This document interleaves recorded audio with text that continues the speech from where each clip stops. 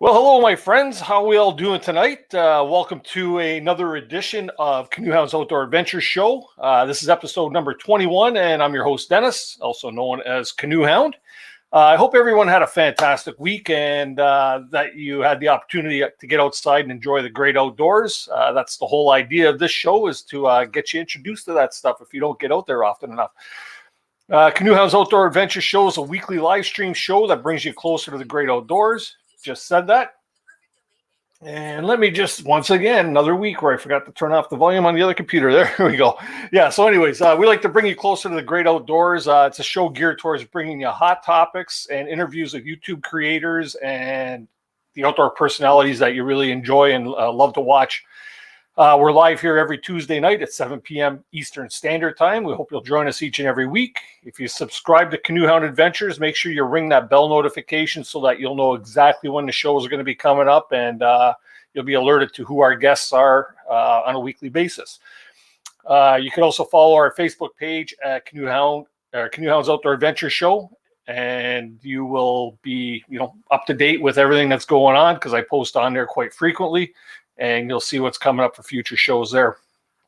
If you're able right now, I just ask that you take an opportunity, try and maybe share this live stream out onto Twitter or Facebook, or maybe on your community tab here on Facebook or on YouTube if you have that ability to do so, just to try and get it out there. We've got a great topic tonight. We got a great guest on tonight. We'll be discussing CanoeCopia 2020, something that I'm quite excited for.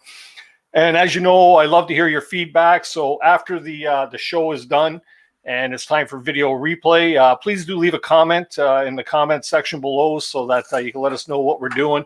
And if you have any ideas for any upcoming topics or guests and things of that sort, drop them our way so that we can actually try and get them here on the show for you. That's what we're all about. Let's see here. Okay. So just I want to shout out, as usual, a few of our regulars here in the live stream. I see we got Adventures with Josie. We got the other guy in the canoe. Thanks for coming out. Pray for Nathan Nature Show. Oh, he changed the name there. It used to be Adventure Show, I believe. Anyways, Brian J. we got in the house. Ingo Hetzer. Let's see. We're going through the list here. We got Tim over at the Kirk Whipper Voyager Center, and we got Ethan from Avid Outdoorsy Guy. I just want to thank all you guys for popping in. Darren from Ride Paddle Repeat. Love seeing you guys in the show each week, and I really appreciate your support. Thanks for coming out. To anybody that might be new to the live stream here, your participation in this live stream is very welcomed. I encourage you that if you have any questions for myself or for my guest tonight, to please type it in the comment section below. Over there in the comment section. And you know what? Put the question in there. Just make sure you put the word question in capital letters before so I can see it. The chat gets going pretty quick sometimes. I'm a one-man show. Sometimes a question or a comment might get by me. I'm not ignoring you by all means. If I have overlooked your question, please post it again because everything that you post is quite important to us. So this is a good thing. But without going on too long here, I just want to get right into introducing our guest tonight because he is on a limited time tonight. Very busy time for him right now, as you could imagine, with CanoeCopia 2020 coming up. There's a lot of running around to do. Tonight's guest fell in love with the Wisconsin area 35 years ago after moving there to marry a local girl. He says he got what he calls a twofer, a beautiful wife and a wonderful landscape. He's the owner and chief paddling evangelist of Rutabaga Paddlesports and loves to paddle all kinds of boats, canoes, kayaks, and stand-up paddle boards. But he confesses to owning about 14 canoes. That's quite the collection. I'd like to see that someday. He loves flat water, white water, and everything in between. His greatest passion is to introduce new people into the joy that comes from time on the water. He says there's no better thing than to see someone's eyes light up as they paddle up to the dock at his shop. This passion brought him to the point where he is now as the big guy and owner of the world's largest canoe, kayak, and paddle sports show in the world, CanoeCopia. Please welcome to the live stream, Mr. Darren Bush. How you doing, Darren? Thanks, I'm good. There we go. I hope I did you some justice. A little more than I deserve, probably. Yeah, wait a minute, didn't you send me that write-up? No. I think I toned it down a little bit. Yeah, big guy is not something I usually call myself. That's okay. Yeah. Okay, so tell us a little bit about yourself before we get into CanoeCopia. Well, I have an interesting story. Like most people in the canoe world and in the paddling world and in retail, no one grows up thinking someday I'm going to be in retail and get into the outdoor business. Started off in academics by training. I'm a statistician, and found out when I was in graduate school that I used to paddle to school. I lived on the Erie Canal, and I went to graduate school at the University of Rochester, and I could paddle down the Erie Canal to the Genesee River and paddle down and pull out and drag my boat across the quad and stick it in the hallway outside my office. And found out that was the best part of the day, was paddling there and paddling home, and that the part I actually spent in school was like the worst part of my day. Mm-hmm. So I figured I'm going to get out before I have to keep doing this. So I got a master's in psychometrics and basically moved back to Madison. This is where I went to undergrad, and my wife is from here. I met her out west, and I came here for my wedding reception, and I said to my father-in-law, "Why doesn't everybody live here?" And he said, I don't know. And so that's why I'm here. Both my kids were born here. This is home. This is, I grew up in Los Angeles. This is a much more, it's much more conducive to me and to my personality, to my lifestyle. I love water. I love everything about the upper Midwest and the boreal forests. And, we're basically Canada light, right? Wisconsin is, if we erase the border and you gave us better healthcare, no one would notice, right? All Midwest nice, right? Yeah, I hear you on that one. Yeah. Actually, Ontario is further south than us. Sarnia is actually lower than we are. Yeah. So yeah, you're up north, considering by where I am. I'm a Niagara boy, so actually you're from, I guess, down from around originally my neck of the woods, kind of Western New York. Is that? Well, I grew up in Los Angeles, but I went to grad school in Rochester. Okay, cool. That's awesome. So, tell us how you got into this passion of the canoeing and the whole paddle sports thing. Like I got that little bit of history from you there, but like where did it all really start for you? Well, what happened is, so I moved back here after school, and I got a job working as a statistician for the state, and spent 8 hours a day, 40 hours a week, sitting in front of a computer, basically doing stats, it's fun, it's intellectually stimulating, but it's inside and it's staring at a screen. Mm-hmm. Not what most of us like to do if we like to be outside.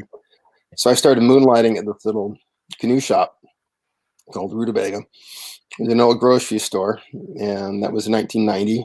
And I worked there for 4 years, and we moved to a new shop, and much bigger, much better.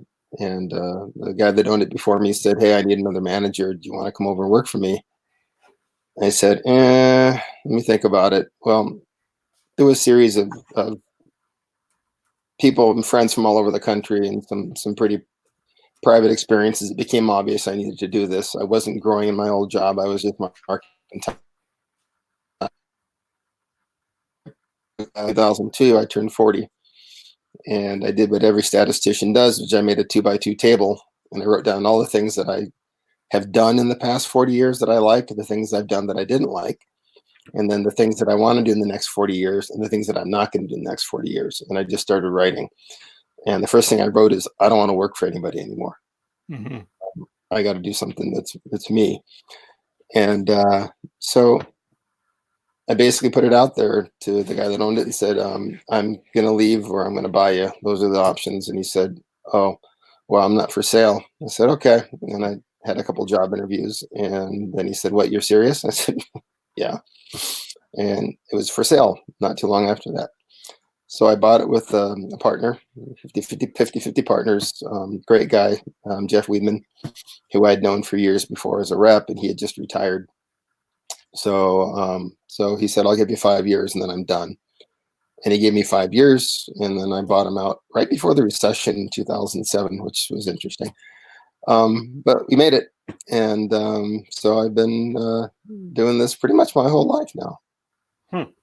That's cool. So, with that being said, there, how did this whole concept of CanoeCopia start?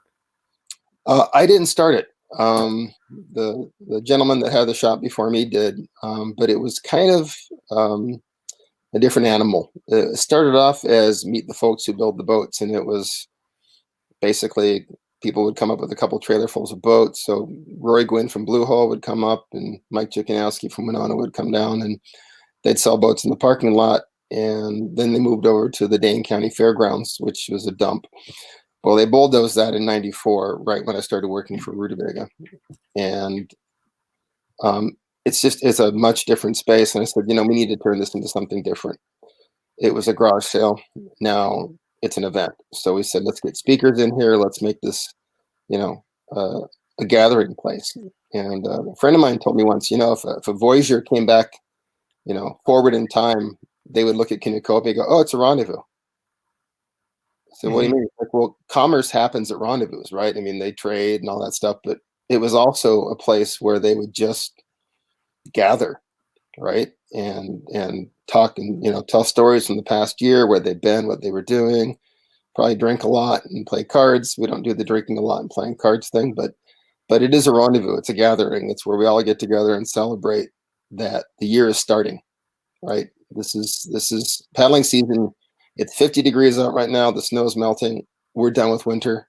It's time to paddle. Yeah. And everybody has cabin fever.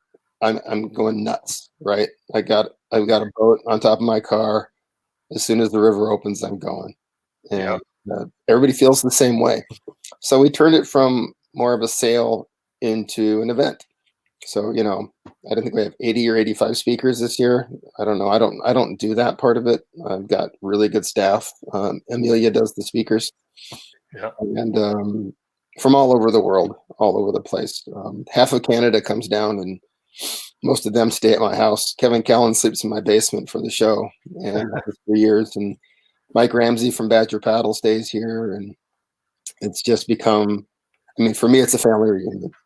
Yeah, it's funny you say that, because every time I ask Kevin, "Oh, where are you staying when you go down?" and he always says Darren. You know what? I never put two and two together. Yeah, we just put some thermal rest on the ground and in the basement, and he just sacks out here. And we're all really busy during the show, but at night we find ourselves here at 10 o'clock and just sit around. It's like, okay, we can't stay up late, but. Mm-hmm. Yeah, and for those of you that aren't aware, I had that list of. He said he has about 85 speakers this year at the show, and that was the list of speakers. So that's if you take a look through, there's actually some very big names in there. A lot of you will recognize probably most of them. So that's what I'm looking forward to when I come down. I'll be there on the Saturday and the Sunday, so I am looking so forward to it. So with that being said, let's get right into the whole 2020 show. Like, what can we expect from this year's show? Wow. Well, a lot of things. First of all, the gathering part of it.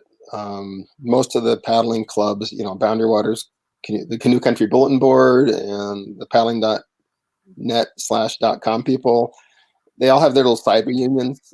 Save the Boundary Waters is having the reception to raise money for the Boundary Waters legal funds.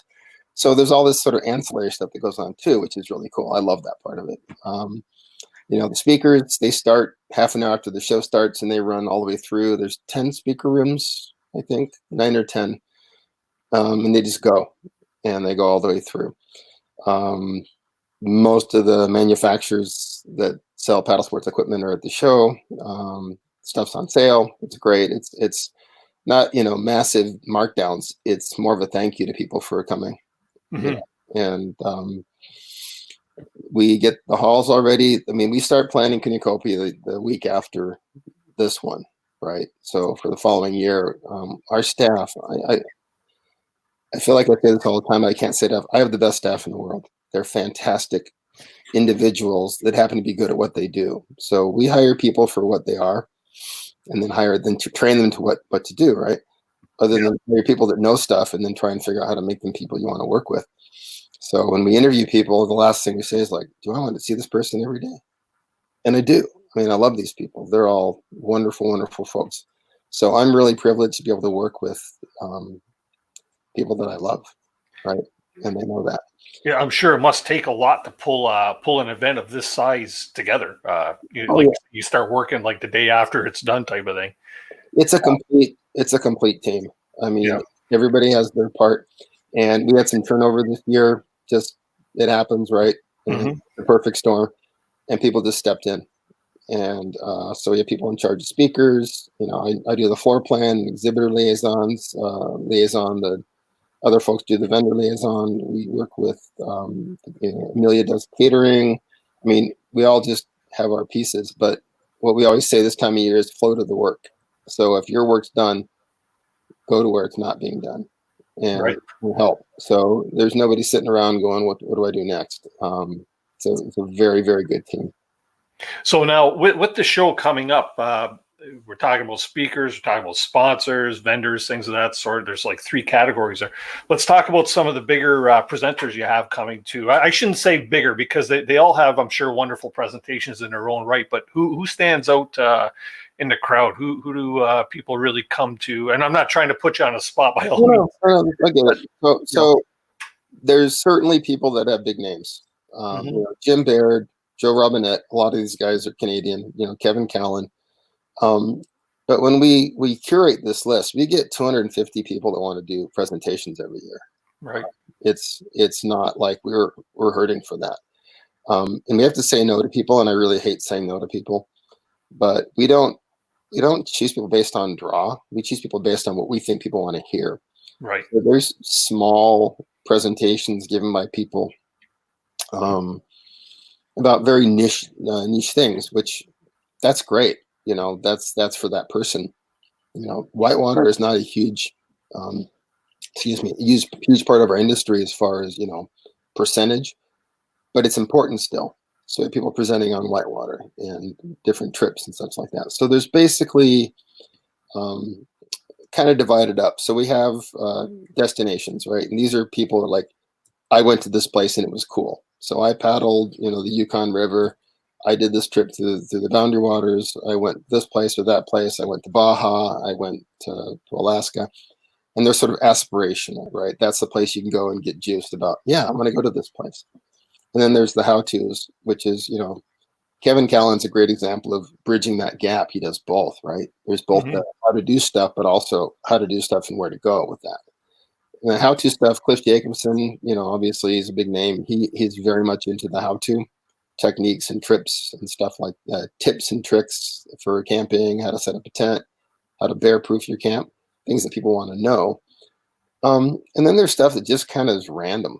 And it's like the good news about not being a giant corporation is we can do things that don't make any sense, right? It's like, yeah, let them come, see what happens, right? What's the worst thing that can happen, right?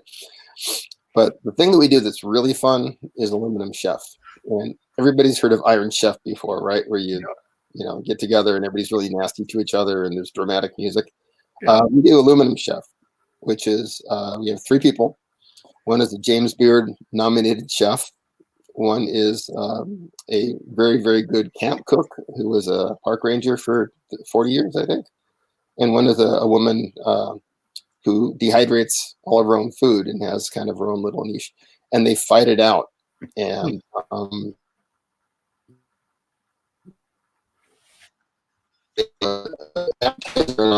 ingredient just periodically.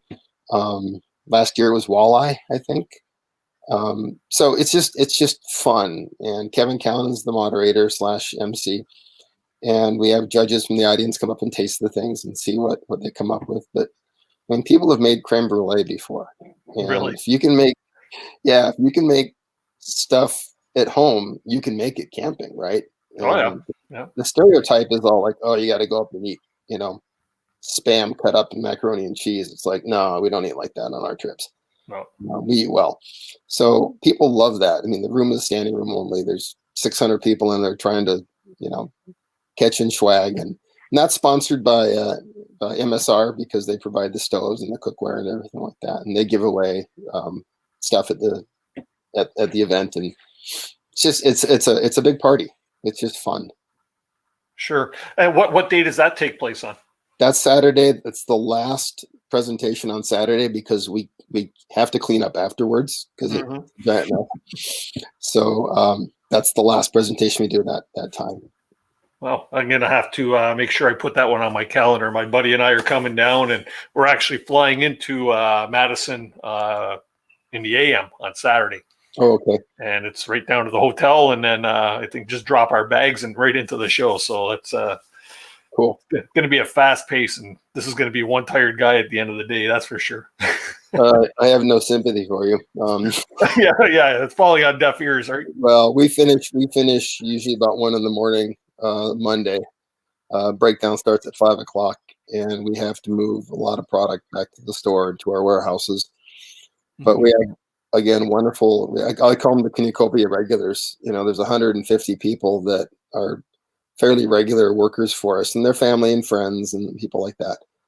But they show up and just, what can I do? And, we pay them, obviously. They're not volunteers. I don't feel good about that. But it helps. We have about 25 people on staff who are really good at making the trains run on time, and then another 115 or 120 who are just worker bees, and they're fantastic. Yeah, and you need them, and you kind of rely on them for sure, I bet. Okay, so that kind of covers like some of the presenters. Who do we have coming as far as vendors are concerned? Oh gosh, all over the place. From Winona Canoe, CD, Swift, Wilderness Systems, Dagger, Jackson Kayak. I could just read down the list, but do that too. Down to Bungee Dealy Bobs. You know what Bungee Dealy Bob is? I haven't got a clue. So, Old Scout products. If you click on Bungee Dealy Bobs, you can see what they are. Basically, it's a piece of bungee with a little lock on it. And right. You use them to hold anything to anything. So it's probably under Old Scout products. Old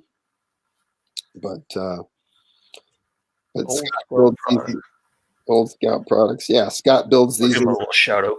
Yeah, Scott builds these in his garage and sells them by the gross.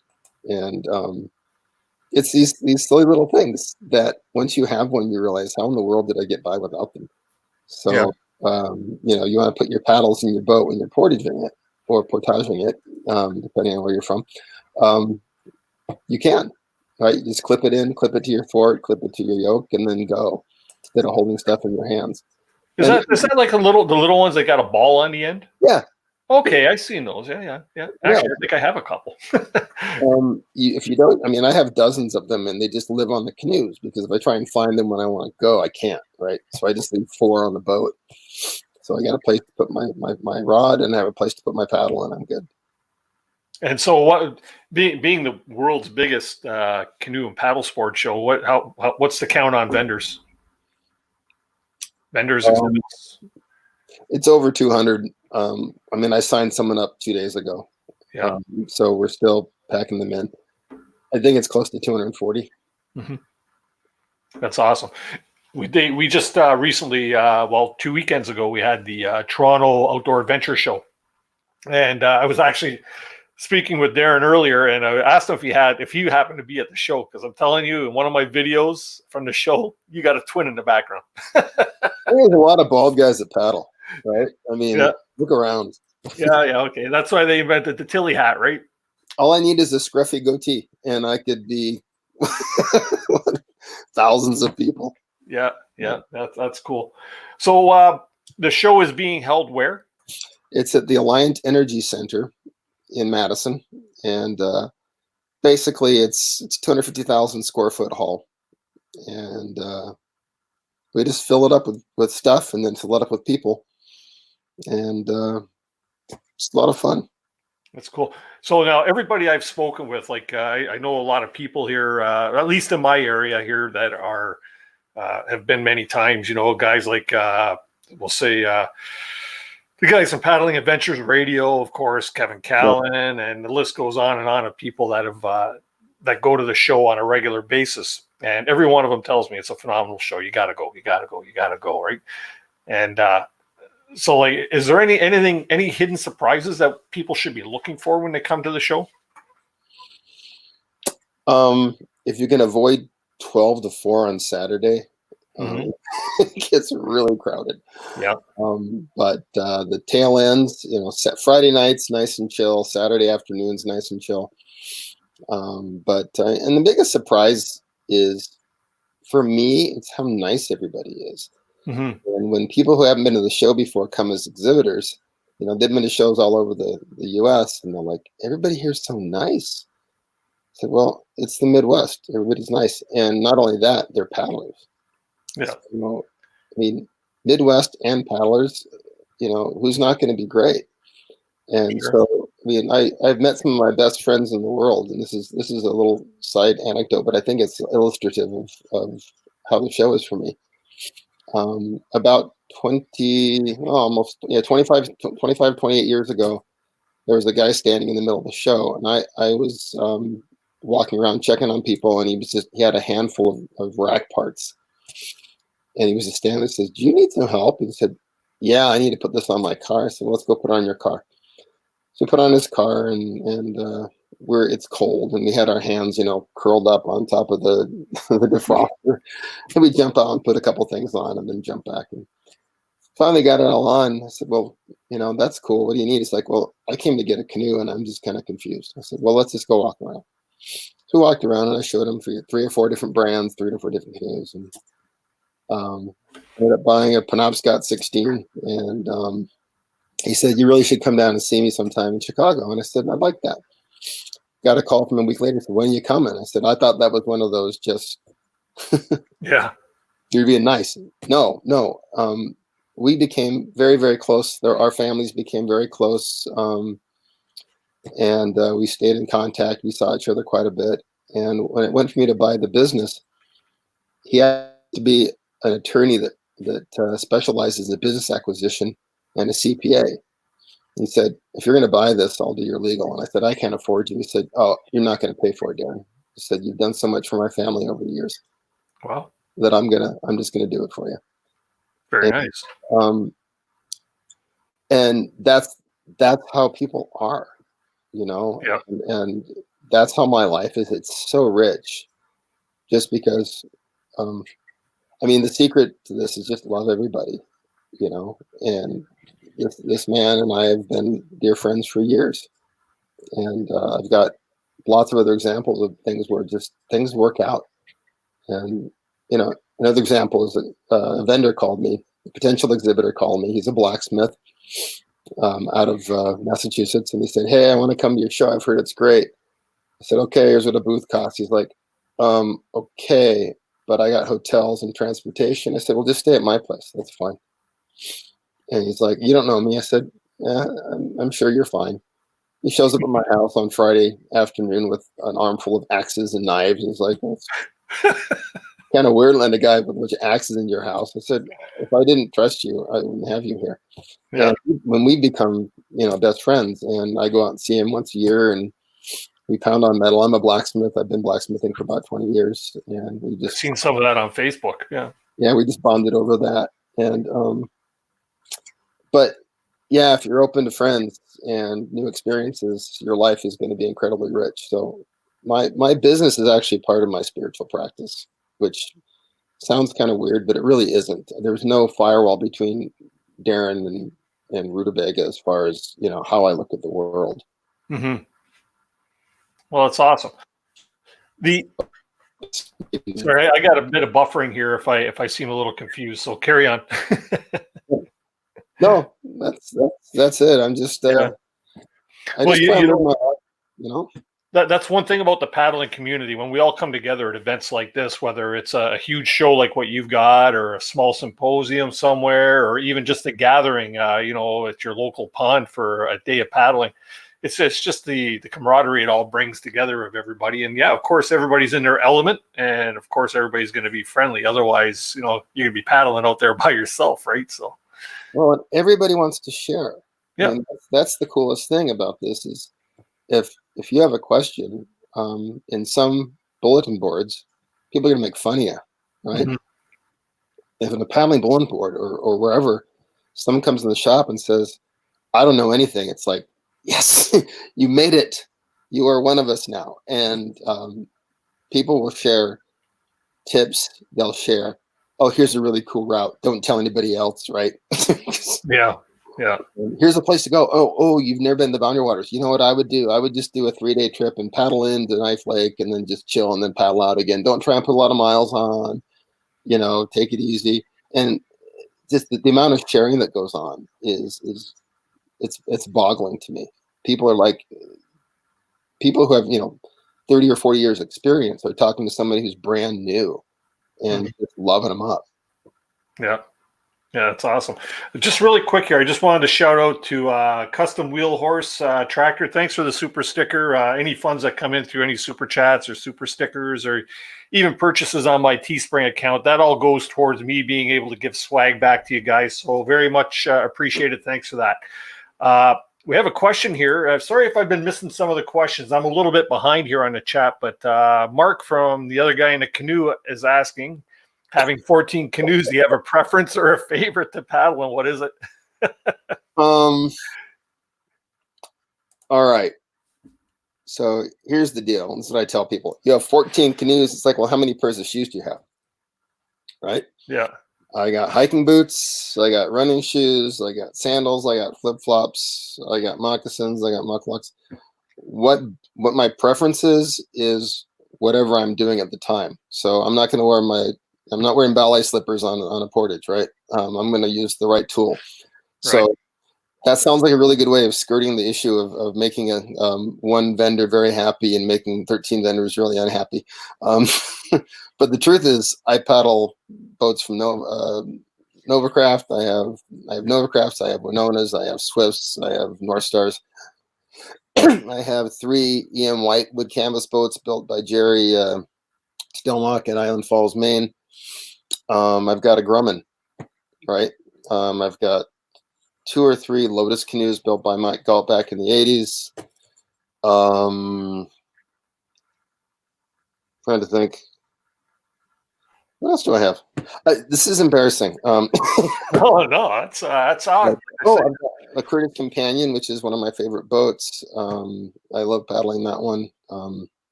Interestingly, half of them are Dave Yost designs. He's been designing. I mean, my first solo boat was a Sawyer Summer Song, designed by Dave Yost, and then a Curtis Nomad, which designed by Dave Yost, and then I had a Bell Merlin too, which was designed by Dave Yost, and so I've just got a lot of boats. But yeah, no, that's exactly the way to describe it. If someone says, "You have how many boats? How many shoes do you have?" I have fewer shoes than Imelda Marcos. Wow. I haven't heard that name in a long time. 1,400 pairs of shoes. Yeah. I got 11. I got 14 boats. Just hey, I had 2 kayaks, a canoe, or 2 canoes, and a fishing boat all at the same time. So I like floating vessels too, but I don't think I'd have a place for 14 canoes. Or my wife would probably shoot me if I brought home 14 canoes. Well, I don't have the cars in my garage. That's right. Number 1. Number 2 is I have a warehouse for my business, and I cut a little corner out in the back, and that's where I store my boats. There you go. And I forgot about my Adirondack guide boat. It's really fun to row. And a Black Hawk Covenant, and more Reverie too. I mean, yeah. Sorry. So Mama Bear's Backpack has a question. I'll pop the answer up in 1 second. How many canoes do you need? And then she popped her own answer up. One more. One more than I already have. One more. Yep. One more. Another question here. I don't know if this would be something that's up your wheelhouse or not, but Darren's asking, another Darren actually. Is there any eyepiece or watch you'd recommend that works well for paddling, camping, or on longer trips? Well, I have a Sunto that I like because it has a GPS built into it, and you can read it at night. Usually plug it into a little solar charger. I've got a little, what do you call it? Goal Zero Nomad. It's it's about that big, and you just plug it in, set it in the sun, so I can recharge my watch. That. Plus, I just use. I got this. It's just an old Seiko, and you can't kill it. So, but nothing fancy. Wow, that's cool. So, who do you have as sponsors for this year's show? Does it tend to be more of your vendors, or do you actually have any specific sponsors? Shout out time, right? Yeah, well, I've got, and thank you. So Level 6 is a sponsor. They're a wonderful company. I love working with those guys. They're very much like we are in that they're small and entrepreneurial and nimble and do things that don't quite make sense sometimes because they can, and then they end up doing really well. But Stig's great. Stig and his team are fantastic. They sponsor the t-shirts for the show. So all of the t-shirts are designed by them, and they're fantastic. Their designers are so good. So they're beautiful. And then Subaru actually sponsors our show. And that's because if you look in the parking lot of my shop in the summer, you're going to see a lot of Subarus, Right. with a lot of boats on top of them. And so they bring cars in, which really help us because we can then put racks and display boats on them. So that helps us financially, but it also just helps merchandise the show. Right. That's awesome. Level 6, they're a clothing manufacturer. Do they not do like quick dry clothing or something like that? Yeah, it's a paddle clothing company, but they also do sport clothing as well. So if you wear it in the water, they make it. Everything from these dry suits that you could, I have a level 6 dry suit that looks like it's bulletproof. They're just bomb-proof stuff. Stig started out as an Olympic paddler, and so they have a strong whitewater following, but they also make lycra rash guards and things like that. Their women's line is beautiful. And one of the things I really like about them is the models they use are real women. They don't use a modeling agency. They use people that work there. So Right. they're real people, real people using real stuff. So I really love the stuff that they make. Will they have a display set up at the show? Yep, they'll be there. Yeah, they have a nice big display. They also do a line called Canadian Canine. They just started last year that is dog stuff. And my dog Lucy, if you look on my Facebook page, she's all over there wearing that stuff. Not because they gave it to me. I actually bought it because it's good stuff. Yeah. I can't be bought. Can't be bought.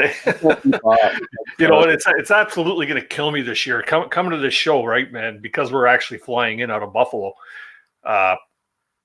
trying to bring stuff home. I'm going to go there and I'm going to want to buy it. I'm going to want to buy it. I'm going to have to ship stuff home.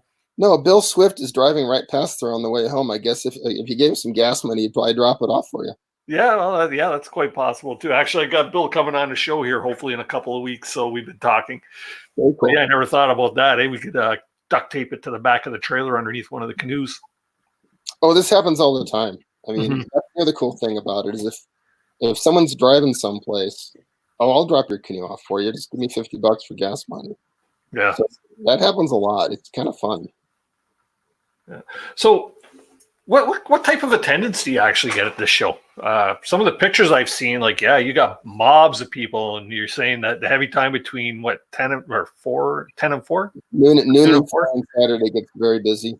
Yeah. What's funny is it surges, so you'll have this big spike, and then a speaker will start, and it'll drop a little bit, and then the speakers let out, and it surges again because people will go from the speakers into the hall to go, oh, I need to buy that thing that person just talked about, right? But there are no infomercials. I had one person a couple of years ago that started this kind of infomercial thing, and I shut him down. It was like, no, we're done. This is about education, not about pitching your product. So, yeah. So I see we got Camper Christina's in the chat actually there, and I know she's the presenter at the show. And actually looking forward to. I seen part of her presentation at the Toronto show, and whoever goes to see that is going to be up for a good one for sure. That's all right. Okay, so now we talked about where the show is, but give people the dates. We haven't even discussed dates. It's coming up. A week from Friday it starts, so yeah. 13th and 15th. And get back to your question about attendance. Oh yeah, it's usually right around 20,000. Wow. And the fire marshal usually is all up in my face about 1 o'clock on Saturday. And I'm like, yeah, okay, it'll clear out. Just give it a few minutes. And then what happens is the speaker starts and the hall clears out. He's like, okay, cool, thanks. And then he leaves and then it comes up again. Really? So, but he understands. I mean, there's not much you can do. Yeah, I guess that's a good problem to have, right? Well, it's actually, Frank, I wish it would spread out a little more. Yeah. I wish people would come earlier and stay later because there's so much to see. It takes 2.5 days to see the whole show. You really can't. You can't do it in an afternoon. And obviously, you're drawing people like from Canadians all the way down to probably some of the southern states. The farthest away this last year was Scotland. Wow. But yeah, we count license plates in the parking lot, and it's from all over the place, down to Arkansas, Florida, a lot from Indiana, a lot from Ohio, a lot from Missouri, of course, surrounding states, a lot from Canada, a lot from Ontario. And then people fly in. There's a customer that comes in every year. There's a customer that comes in every year with his son, and they used to live in Madison when his son was young and he was younger. But now his son lives in Seattle and he lives out east, I think. And so they meet every year at CanoeCopia as kind of like a little father-son tradition. And it's things like that just really touch my heart. Mm-hmm. It's more than just a sale, right? Yeah. Oh, that's cool. Yeah, you get them people. It's like a destination for them, right?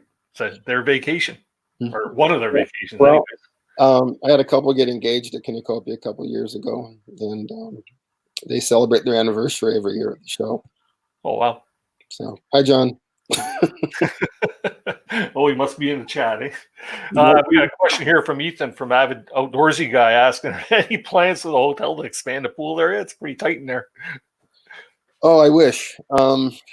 Yeah, so my dream would be to put in a pool, like a real pool, like a big pool, like 40 by 60. It's $20,000 to put a pool in. So unless somebody wants to sponsor the pool, it's going to be hard for me to make that work. The show itself is a big layout. It's a strong 6-figure expense. Mm-hmm. So that would be a tough one to absorb. So if I can get the hotel to expand their pool just for 8 hours a year, I'd totally do that. But it might be a hard sell. But yeah, I'm trying. Yeah. So I guess that's where demonstrations would take place, is actually in the hotel's pool. Yeah, we have some small demonstrations that take place over there. We 99 people is the max we can put in there. And it's unfortunate. That's just what the fire marshal says. But there's some rescues and some paddling techniques. They can't do much in there because it's not a giant pool. Mm-hmm. But it's big enough to practice rescues and show people how to do some tips and tricks and techniques and things like that. Yeah, one way around that would be maybe a video camera and a big screen TV outside, right? Hey, the light bulb just went off, eh? We'll put that on the list for next year. That's a brilliant idea. I hadn't thought of it. Yeah. Do it like a sort of a broadcast, right? Moving on here. We've got, I knew this question was going to come up. I really did when we were talking about Kevin staying at your place. Do you have room for everyone in the chat to stay in your basement? Not in Stay Married. Not in Stay Married. Not in Stay Married, right? There you go. Start building bunkies in the backyard, maybe. There's another great idea, right? Yeah, I have a shack that I built in the backyard that's a 12 by 18 Thoreau cabin, basically, with a wood stove in it, and we'll pack some people in there too. Mm-hmm. Now, when I introduced you there, I was talking about how it put a smile on your face to see people paddling up to your shop. Is Rutabaga Paddlesports right on a body of water or next to a body of water? Yeah, we're on a little inlet off the Yahara River, and the Yahara River runs down to the Rock River, which runs down to the Mississippi. And so yeah, we're right on the water, so people come and try things out. And it's like I said, it's really fun. You send someone out, and they'll come back, and they're looking at them, and like, not the one. No, not the one. Mm-hmm. Then they come back again, and they come back, and it's like, that's the one. They're like, yeah, that's the one. And it's just like there's this instant connection of like, all right, we're brothers. We're brother and sister now. We get each other. Oh, that's cool. That's actually pretty convenient because a lot of the shops in my area, you can't go test out a canoe. Not unless you go to like a paddle day or something that they have set up at a local recreation area. And it's kind of nice to be able to get into a canoe and actually try it out. Try it before you buy it type of thing. Well, you can't really, I wouldn't buy a car without test driving it. Right, exactly. And I think canoes are even, kayaks are even more subtle than that. There's just a lot of things you need to figure out. But yeah, test paddling, it's critical. And what we do at the show, since obviously the water's still frozen, is they can put a boat on layaway and then come pick it up at the shop and try it there. And if 99% of the time they get it right, and they get in and go, this isn't what I thought. It's like, okay, we'll just flip it to something else. Mm-hmm. So I just want to run a little poll here in the chat. Just curious, if you're going to CanoeCopia this year, just type a number 1 in the chat. I'm just curious to see how many people are on the show or watching the show tonight that are actually going to the show. I know I could put my number 1 in there. And I am looking so forward to this. Like I say, over the last year, I've been really digging in, like really deep, and finding out and meeting a lot of new people. And this show, I'm so glad it's on the radar. So continue doing what you're doing. Are you bringing 7 people? Or is that a typo? Who's that? Let's see here. Ari. Okay. Actually, I just met Ari at the Toronto Outdoor Show. Oh, very cool. Are you bringing 7 people, Ari? Or is that a no? Who knows? There's a few. Yeah, there's a few in here. I know these people. I just don't know their screen names. Yeah. And there's one of my buddies there that's actually coming with me to the show, or we're going together. It's Ingo Hetzer. So that's cool. So what's the cost to get in? What's admission price this year? It's $30 for the whole weekend. $15 a day. Most people get a weekend pass. And you can buy tickets in advance online, obviously.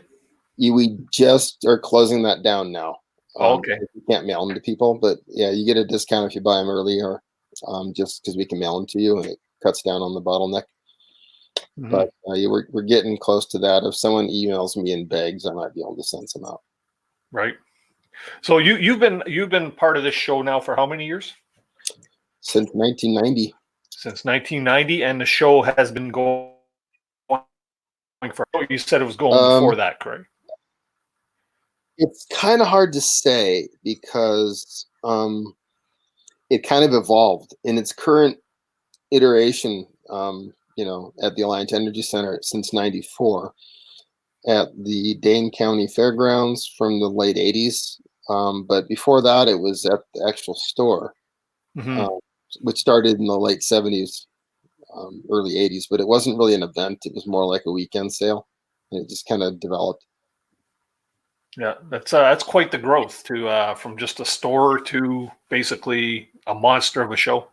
Is it officially the world's largest? I don't. You could say it on here, sure. I think it's the best one. Otherwise, I wouldn't keep doing it. I think it is. I mean, it's 250,000 square feet of just paddling.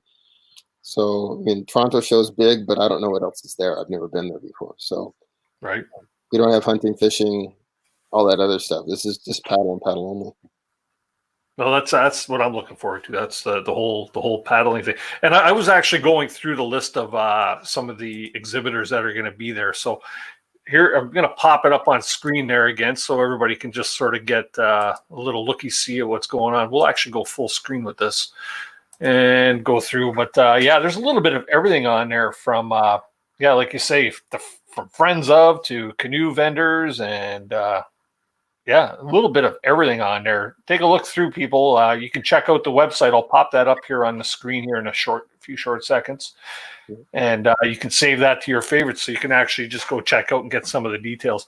And now, just because you might not be able to attend the show, it doesn't mean that you can't get to learn a little bit more about the show by checking out their website, of course. And let's pull that up on screen there so everybody's actually got that. There we go. Let's see. Back into the chat. Do we have any other questions? If not, we're probably going to get into our swag giveaway. If anybody's got questions, like I said, feel free to pop them up on the show. I have sent out invites to a few people if they would like to join the panel. Now would be the time to jump in there and populate that, because Darren's got a kind of split tonight a little bit early, and He's got prior commitments. Let's see here. I'm not seeing any more questions coming up. Okay, so we're going to do a little giveaway that I do for all my shows there, Darren. I'm going to just basically get everybody to turn their cap lock on their computer, and I'm going to write down 2 numbers right now. And there we go. I've written down 2 numbers on my magic board like I always do, and I need everybody to type in the letter CC for CanoeCopia, CC. And then I will count down the list, and I will let the winners know who's winning what. We're giving away Canoehound Adventure decal packs again tonight. So we got a couple of these ready to go. And the CCs are pouring in. Let's see here. There's one of them. Okay. And let's see here. They're still coming in. 7, 8, 9, 10. Oh gosh, the chat's going crazy now. This is the quiet part of the show. So if you know how to sing and dance, Darren, now's the chance, man. No. I'll spare everybody. I will tell. Let's see. I would joke. No, I'm not gonna do. That's okay. That's okay. I got the winners written down here. Yeah, okay, so we had number 6 and number 11, and let's get it in the screen there. So we have Tannenbaum and Joe's Outing in Bushcraft, I believe it is. Joe's Outing Bushcraft. Yes. So what I need you guys to do is you guys can drop me an email at canoehound@gmail.com with your full mailing address, and I'll get your Canoehound Adventures sticker packs out to you within the next couple days. And yeah, stick them where you want to stick them. Be nice though. Be nice though. And if you could, when you do get them, stick them on something. Send me a picture and just tag it with "Keep the Adventures Alive," and then we can share them with everybody. So let's see here. We've got a couple people coming into the stream. Here's one of our regulars, Mr. Sty from Sty North. He's Good to see you. Nice to meet you, Darren. You too. He's a Wisconsin boy too, and then of course there's probably a familiar face for you too, Darren, Mr. John Van Barriger. How you doing? Hey, John. Hey, Darren. So, John, you're going to be a busy boy this year at the show too, aren't you? Yeah, we're going to be speaking 3 different times. Actually, 2 presentations, and then moderating a panel with Kevin Callan and Cliff Jacobson, and that's going to be on safety. So that's going to be a lot of fun. And then I'll be doing a couple of other presentations, and then we'll have a booth out in the lobby as well this year. Okay. What's can you give us a little information on your presentation without giving it all away, because we want to fill the seats, obviously, right? Yeah, no, well, I have a couple of them. I will be talking on Saturday. There's a destination one, and that's called Sweet and Spicy Texas Paddling. And I was down in Texas this last June and got some paddling in around Austin, which is kind of, one of those places you don't really think about a lot of paddling, but it was great. And part of the presentation that I think was one of the most things down there was they had flooded out. There was a dam release, and so there's a chance to go do some whitewater paddling. And I was down there with Carolyn Peterson, who's a women's whitewater canoe champion, world champion. And so I got to go out paddling with her. But with the release, they over-released, and it flooded the park that was around the stream. And so it was paddling whitewater through a forest. And it was just one of the coolest things I've ever done. And I had the totally wrong boat for it. In fact, I live about 2 hours north of Rutabaga, of Darren's shop. And before I left, I was thinking, you know what? I really should get a different boat to go down there with, because I took my wife's 14-foot Wilderness Systems Pungo, which was just the wrong boat, like completely wrong boat for this, right? Mm-hmm. But it was so much fun. And so it would, you get pushed into trees and ended up getting through it. It was like being a little kid. So, but we'll talk about different places you can go down there if you want a great winter destination without the crowds of Florida. Texas is a great place. I'll be talking on, let's see, Sunday afternoon. I'll be doing a wildlife photography primer called Lions and Great Whites and Bears, Oh My. And we'll be sharing some photos I've taken over the years and some stories with that, which should be a lot of fun. And then Sunday morning, the panel discussion. So really looking forward to that, because, you know, when you get Cliff and Kevin and some other folks talking, it should get interesting. I hope you have security for that one, Darren, because that makes the guys, who knows, that sounds like a really good presentation. I think that one's going on my list. Good. Yeah, for sure. Hey, Sty, where do you live? I live up in Ashland, right on Lake Superior. I'm 3 blocks from the water's edge. How's your snow? Yeah, we still got quite a bit. I got my hopes up. Ice out was late last year. I'm hoping it's early this year. Yeah, me too. I want to get out. Yeah, cabin fever's killing me. You were talking about, you know, a lot of paddlers are bald, you know. And yeah, but I don't have a goatee. No, you got that. Yeah, I got about 10 of them. Yeah. About 10 of them all stacked up on top of each other. That's epic. That's Blackbeard. All you need is some lit matches in there, and you're oh yeah, good to go. But it keeps my chest from getting sunburnt though when I'm paddling. You know. We're gonna get along great. Yeah, I'm fortunate. I should say I'm misfortunate, because I can't get down there to you folks this year. I wanted so bad. You know, it's only a few hours drive for me. You know, about, what is it, 4 or 5 hours down there? Yeah, and I kind of get personal perks at the Ho-Chuk Casino Hotel. So I could have gotten a free room down there, but other things, life had its way with me, and I just can't get down there. No matter what, I told my whole family, even if my funeral's over, the dates for next year, it's all canceled, because I got to get down there, see the show. We'll do it again next year just for you. Yeah, I am so looking forward. I just, you know, a show gets that big, Darren. How could you ever shut down? I mean, you'd be hunted down, I think. You know, I would probably be yeah. Yeah. I can't. Everybody, it goes from everybody loves you to no one wants to see you. Well, but here's the truth is, I would like to be gone from Rutabaga for a year before anybody notices, because that's the sign of a successful business transition, right? Is like, oh, gone. But my staff they know the ethos of the business. They know what my values are, and they'll just keep doing it. So I'm not concerned about that. Yeah, yeah. Just want to take one step backwards here. For John, I didn't really get a good introduction of you. Tell people who you are. So I'm sure there's a lot of people in the chat that aren't quite aware of who you are and what you represent. Okay. My wife and I started a company called The Outdoor Kind, and that was after we got caught up in a big forest fire up in the Yukon.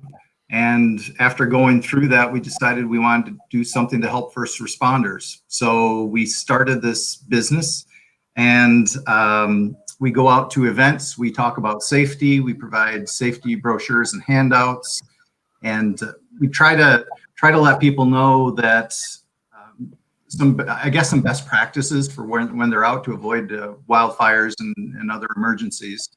And then we give funds to first responders groups, so search and rescue groups, and we do that all over the U.S. and Canada too, right? So we hit both countries with that. So we have kind of a dual mission. One of our friends is one of our technical advisors. He said, you know, the best way to help a first responder is not have to call one. So he really is emphasizing the education piece of that, and that's what we do. So even when, for example, if someone shows up to that Texas paddling thing, maybe a little bit of safety pushed in there, even though it's a destination presentation, right? There's always, we always try to work that in somehow too. So we'll be there. We have a booth out in the lobby, and I didn't hear all of your conversation with Darren earlier. I heard most of it, but the lobby of the Alliant Energy Center is filled with nonprofits and groups that work for environmental issues and the social good. And it's really cool. So as you come in, you go by all of these different organizations' booths. And so we'll be there, the Outdoor Kind will be there. And so people will be able to come by and pick up the safety brochures. And we have some product placement. We have some stickers and such that we'll have down there, and people can donate for those. And we'll be talking about something with the Yukon journey that we're going to be doing special this year. This summer, we're going to go back up and try to run the river Source to Sea again. We got stuck at the halfway point last time due to some bad luck. So we're going to go redo that. But we have a big new focus on that. So we'll be talking about that down there too. Mm-hmm. I'll be make sure you got an extra large one with the moose and the canoe for me. I'll be picking them up off here this year, and I'll save room in my carry-on luggage to stuff that in there. So. Well, I heard you say earlier too that the thing about not being able to to buy something and not get it back. So if you pick up something that you want me to hold, you get a new canoe and you want me to hold on to it for you for a while, I'm just a few hours away. Yeah. We might even test it for you a little bit just to make sure. Yeah. He'll gladly break it in for me, right? Selflessly, right? Yeah. I'm good on the canoe front right now. It's all the smalls that I always buy. I'll come back with a bag full of paracord, or what I mean, like all the little things. That's what gets me all the time. Yeah. Bungee dealy bobs. Yeah, exactly. A bunch of those things. Yes. So John's also got quite the adventure coming up, and the countdown is on right now on Facebook. Let's hear about that a little bit. So the 2020 edition of the Yukon Journey, we are going to start in Bennett, British Columbia. And I say we, what I should say is I'm probably going to solo that this time. And we'll start in Bennett, British Columbia. And with any luck, I will we'll start that June 7th, I believe, is the start date. And by the end of August, I will reach the Bering Sea. So last time we had all these paddlers from all these different countries, and they were coming in and going out at different times. This time there are 2 dates that I want to hit. One is Canada Day in Dawson City, and then hit the river. 100 miles later is Eagle, Alaska, and I want to be there for their July 4th parade. So we hit Canada Day and then U.S. Independence Day, which would be pretty great. Yeah, for sure. And they'll be able to follow some of your trip logs and stuff like that on Paddling Adventures Radio.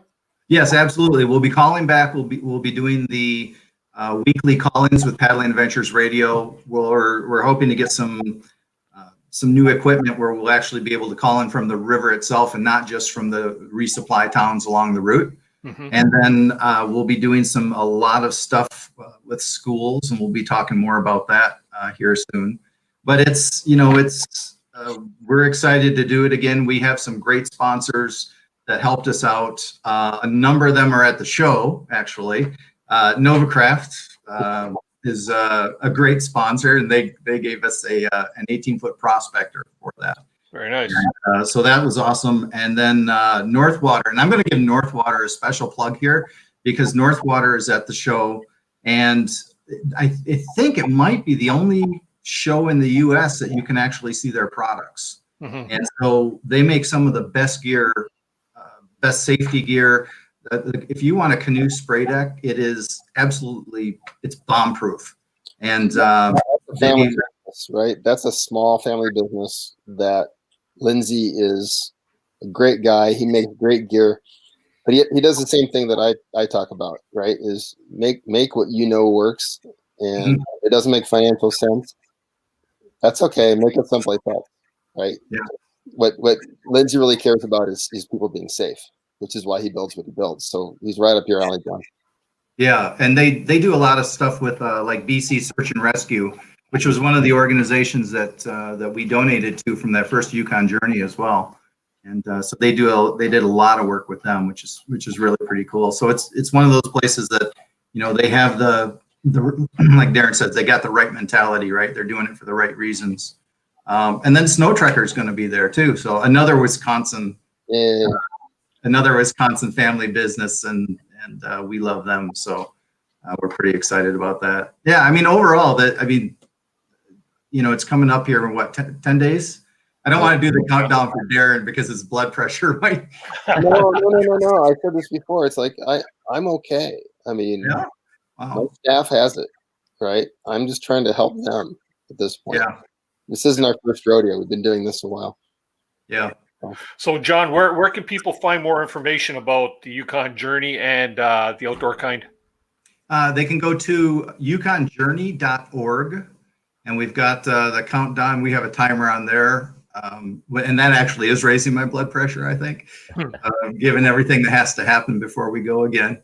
And then the Outdoor Kind, they can go to theoutdoorkind.org as well and find stuff there. Or if they're at the show, stop by the booth in the lobby and say hello. We had last year, we had a lot of people from the big Facebook group, the Church of the Double-Bladed Paddle. That was kind of a meeting point in between sessions. And so, you know, like Darren was saying, there'll be tons of people and then there'll be a big session, right? Jim Barrett or somebody, and it'll kind of clear out a little bit. And then they come out and then they'll run over to the booth. We take some pictures, you know, and so that's kind of cool. I think, you know, that's part of the thing too, where, you know, Darren was saying before, it's like a rendezvous.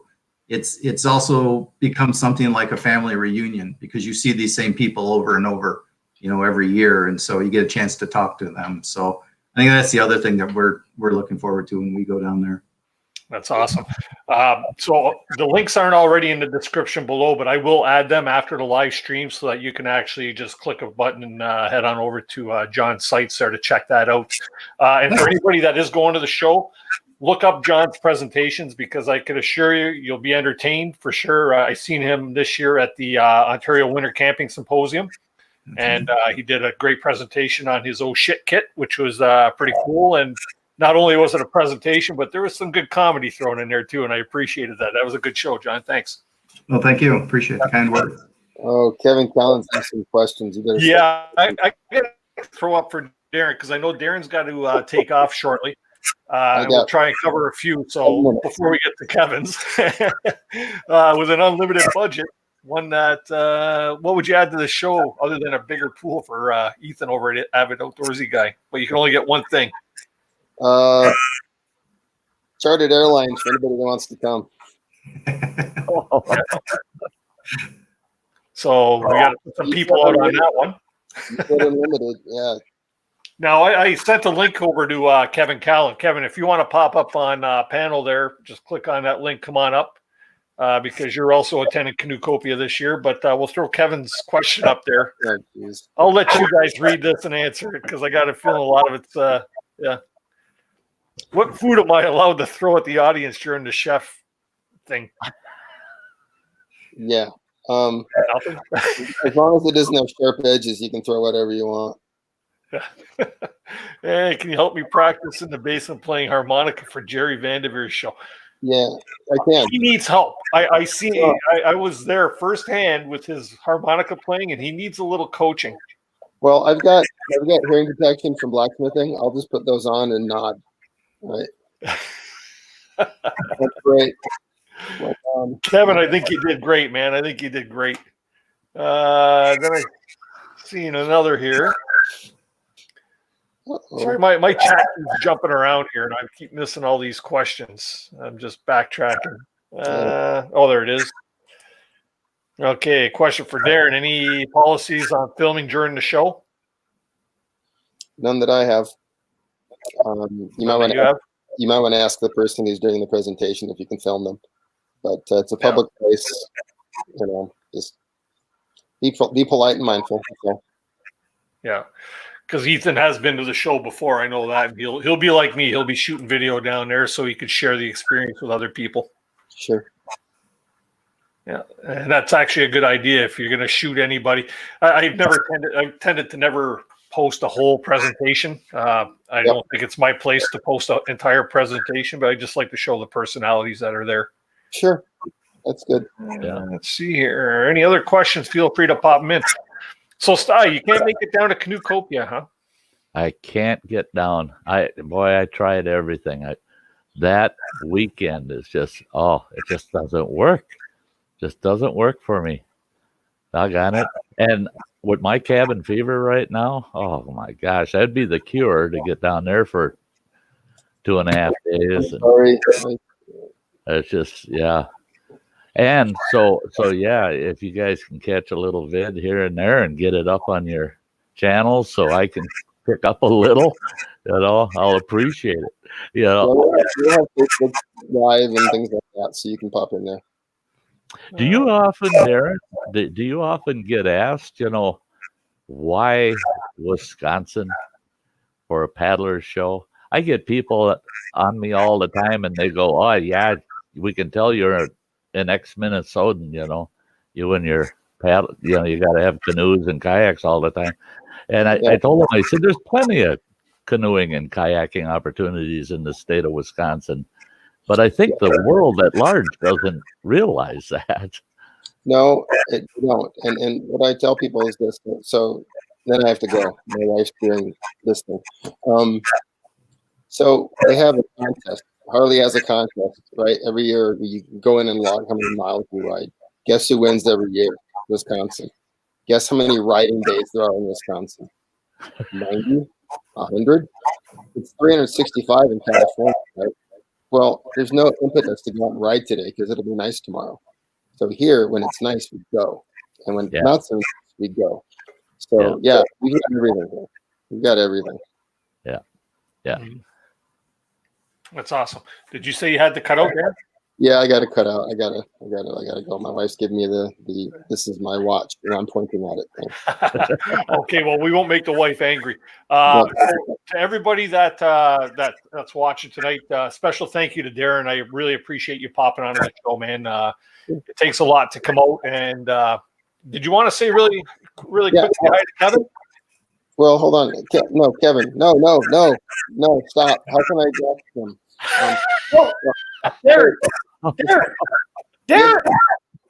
Darren. Okay. If anybody has any questions they want to ask me, but they can't now, they can email me. It's darrenb@rutabaga.com. I will post that. Okay. Thank you very much for coming on to the show, Darren. Greatly appreciate it. Check them out. The links are all in the description below. So I'll be in touch with you probably one day this week there to finish up, and all is good. Great. All right, Kevin. Love you, man. Darren. See you in a week. Huh? Great meeting you, Darren. Okay. Yeah. Bye-bye. Thanks, Dad. Thanks, Dennis. That was awesome. That's great. Somebody's John, by chance, do you have your YouTube volume on? I do. Okay. We're getting a bit of feedback. If you can just kill that volume. Just shut the YouTube volume. Just mute the YouTube. Yeah. There you go. All right. And you should be able to hear us through the StreamYard feed there. Actually, it wasn't the YouTube volume. It was just the StreamYard up. Oh, okay. Okay. Anyway, is that better? Hi, Kevin. How you doing tonight? Hey, yeah. Sorry, I'm not sure it was me or not. I just want to catch Darren. I've got to go quick too. I'm back and forth with stuff, but just want to say hello to Darren. And you guys already talked about how great this show is, but you really need to know this is one friggin' awesome show. Mm-hmm. Yeah, I mean he's already said it, but you can imagine 10 venues presenting every single hour for 3 days with amazing speakers. My biggest dilemma is because I present there, I rarely see any of them. But yeah, you need to quit your job and just live there for 3 days. Yeah. That's what I saw when I looked at the presenters list. I'm going, I don't care if you spend every available minute there, you're going to miss some presentations. There's just that you can't help it. So you really do have to prioritize. There are so many great presenters. It'd be tough.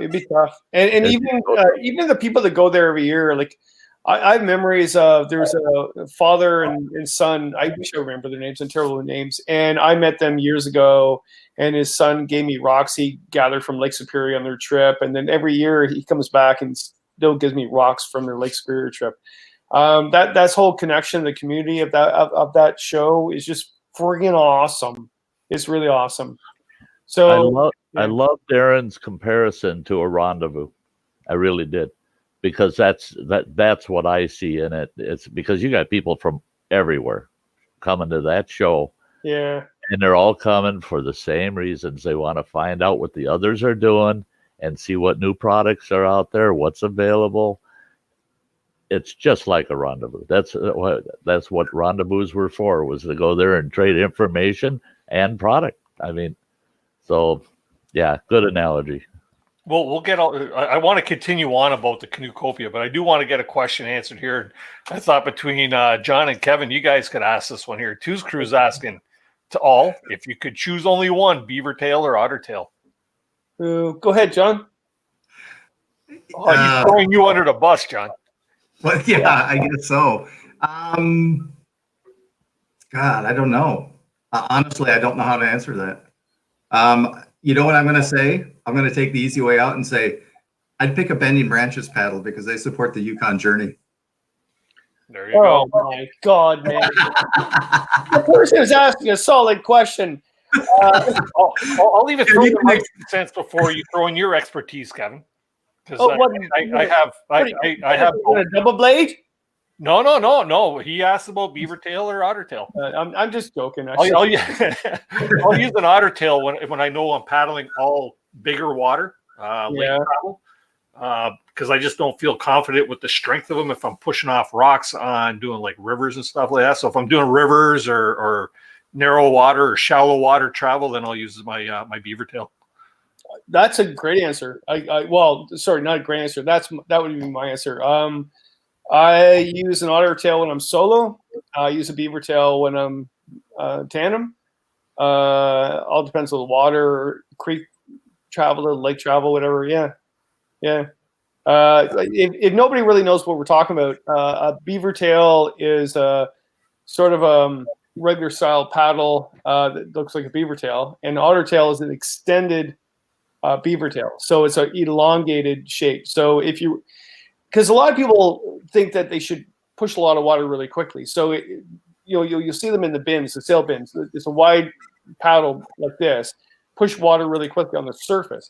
And that's really good whitewater paddling, because if you want to get something really, really quick, that's a good thing. But if you're on a long extended trip across lakes and ponds and stuff, you're wasting your energy, wasting your wrist muscles. So with a beaver tail, or especially an otter tail, you're pushing the same amount of surface water under the surface. So it's less stress and pressure. So it makes more sense, right? So yeah. Mm-hmm. There you go. So we answered Toozy Cruz's. What's your preference, Toozy? For lack of a different name. Anyway, so back to CanoeCopia. Okay, so I'm a first timer going, right? What advice would you have for a first timer going to CanoeCopia? You guys have more experience going down there. What to expect? What to do? Yeah, the first thing to do is look at the speakers list and prioritize who you're going to go see, and then find out when you're going to go walk through the venues to see what you're going to buy. And yeah, Billy Bob, Jilly Bob, I can't pronounce it proper. They're amazing. I can. I would do that. I think the disadvantage is there's way too many people to listen to. But yeah, do that. And you got to do 3 days. I don't think you can do that show in one day. Mm-hmm.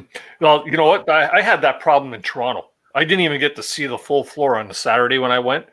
And then they put so many, like there were so many presenters that like they had you up against Sean, right? Well, not up against, but at the same time, right? And it was like two presentations I both wanted to see, but you know what? I didn't get to see either one in full because it was such a busy show that I had a hard time getting to one or the other.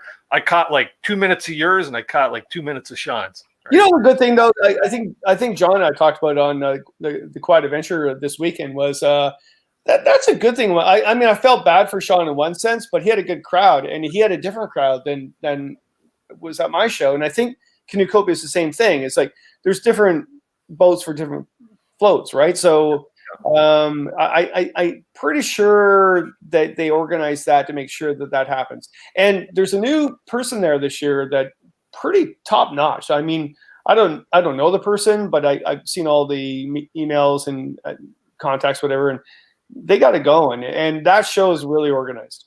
So when you go there, it's all going to happen. I got to say, the only negative thing for me is it's probably the most fun-filled, adventurous, but stressful program.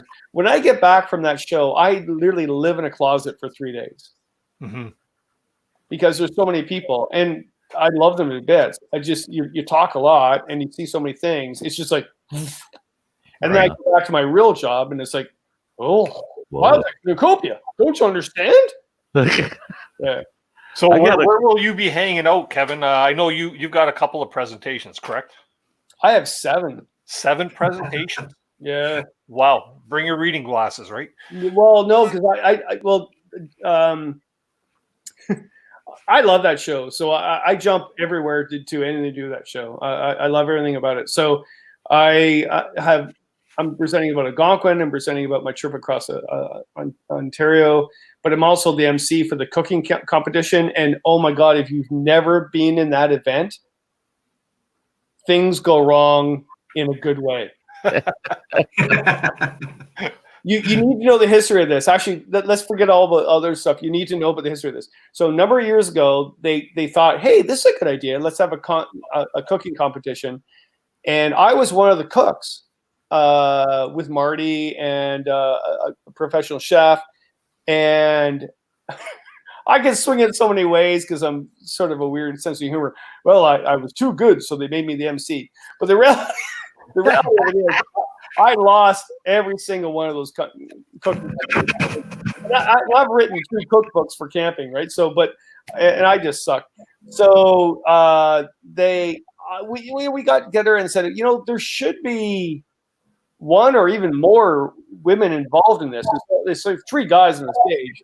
And so I said, yeah, I'll back out and let Mono, keep forgetting your name.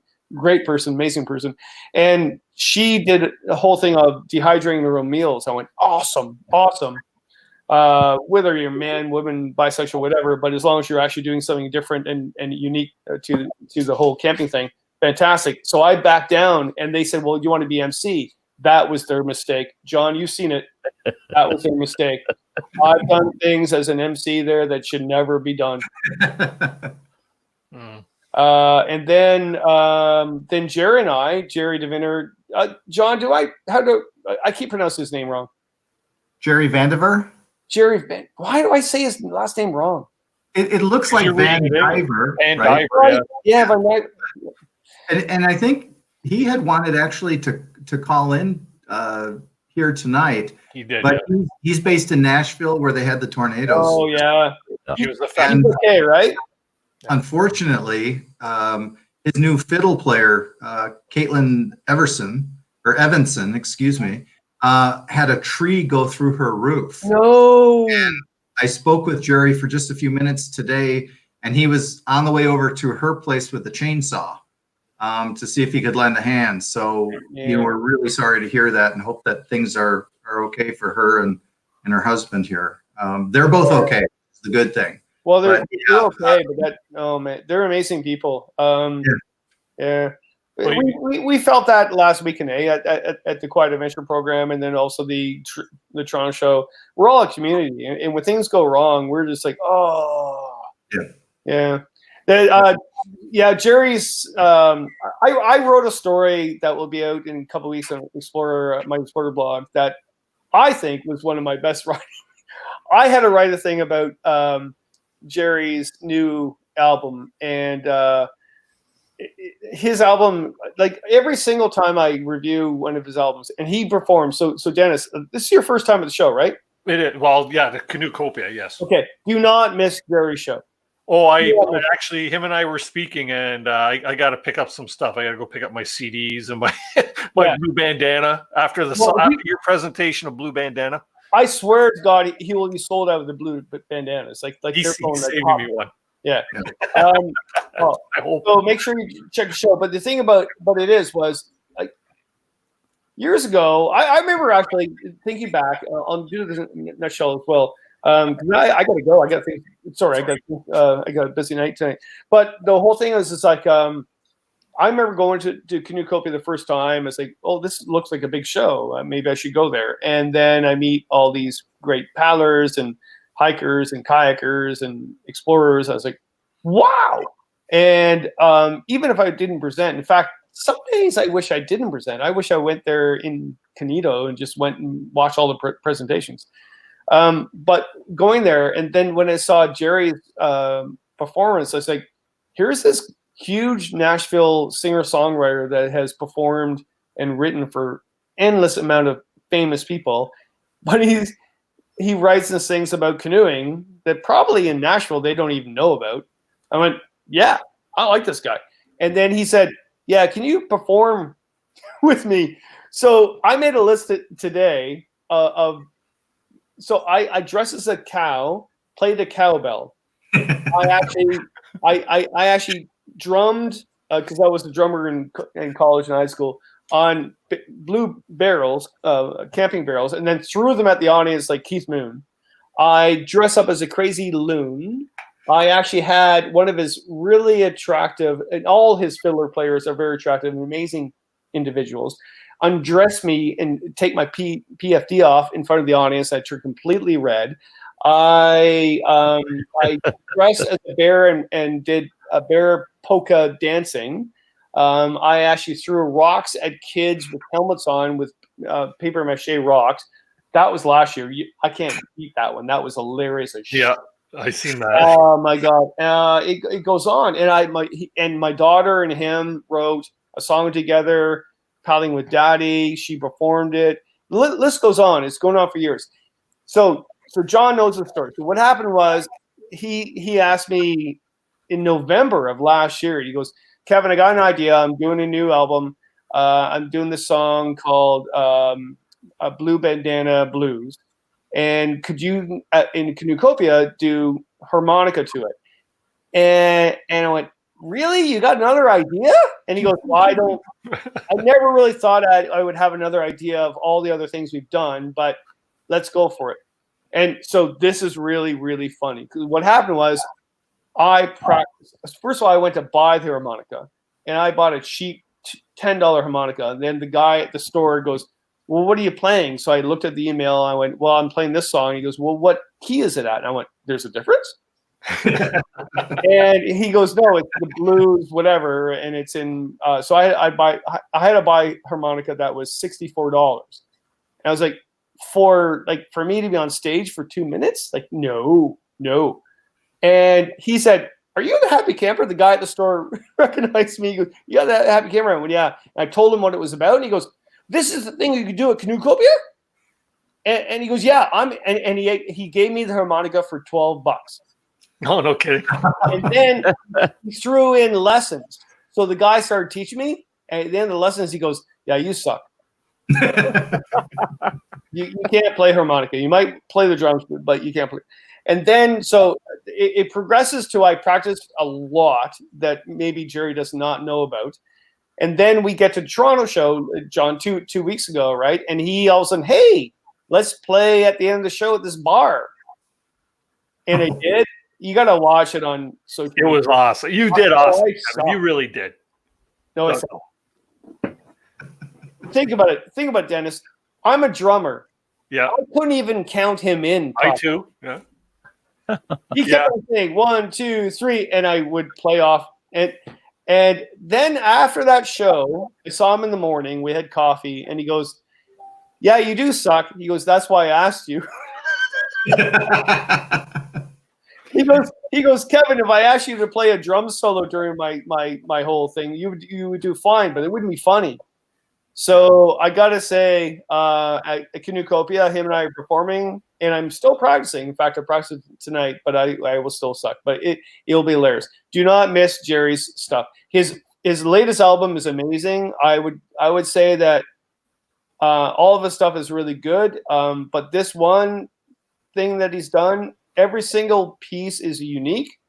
And there's even a point where he plays one song about a kid going out fishing and paddling with his dad, and there's a kid singing it, and then at the end he sings it, and you wouldn't even know that they're the same song. It's such a really unique album.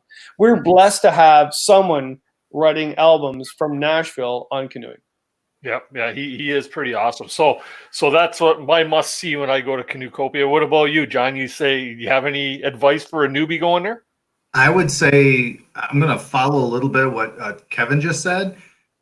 Be sure you see Jerry. He's also going to do something kind of unique, and I don't think it might be on the schedule. So this may be something just to let people know. I think it is Saturday evening.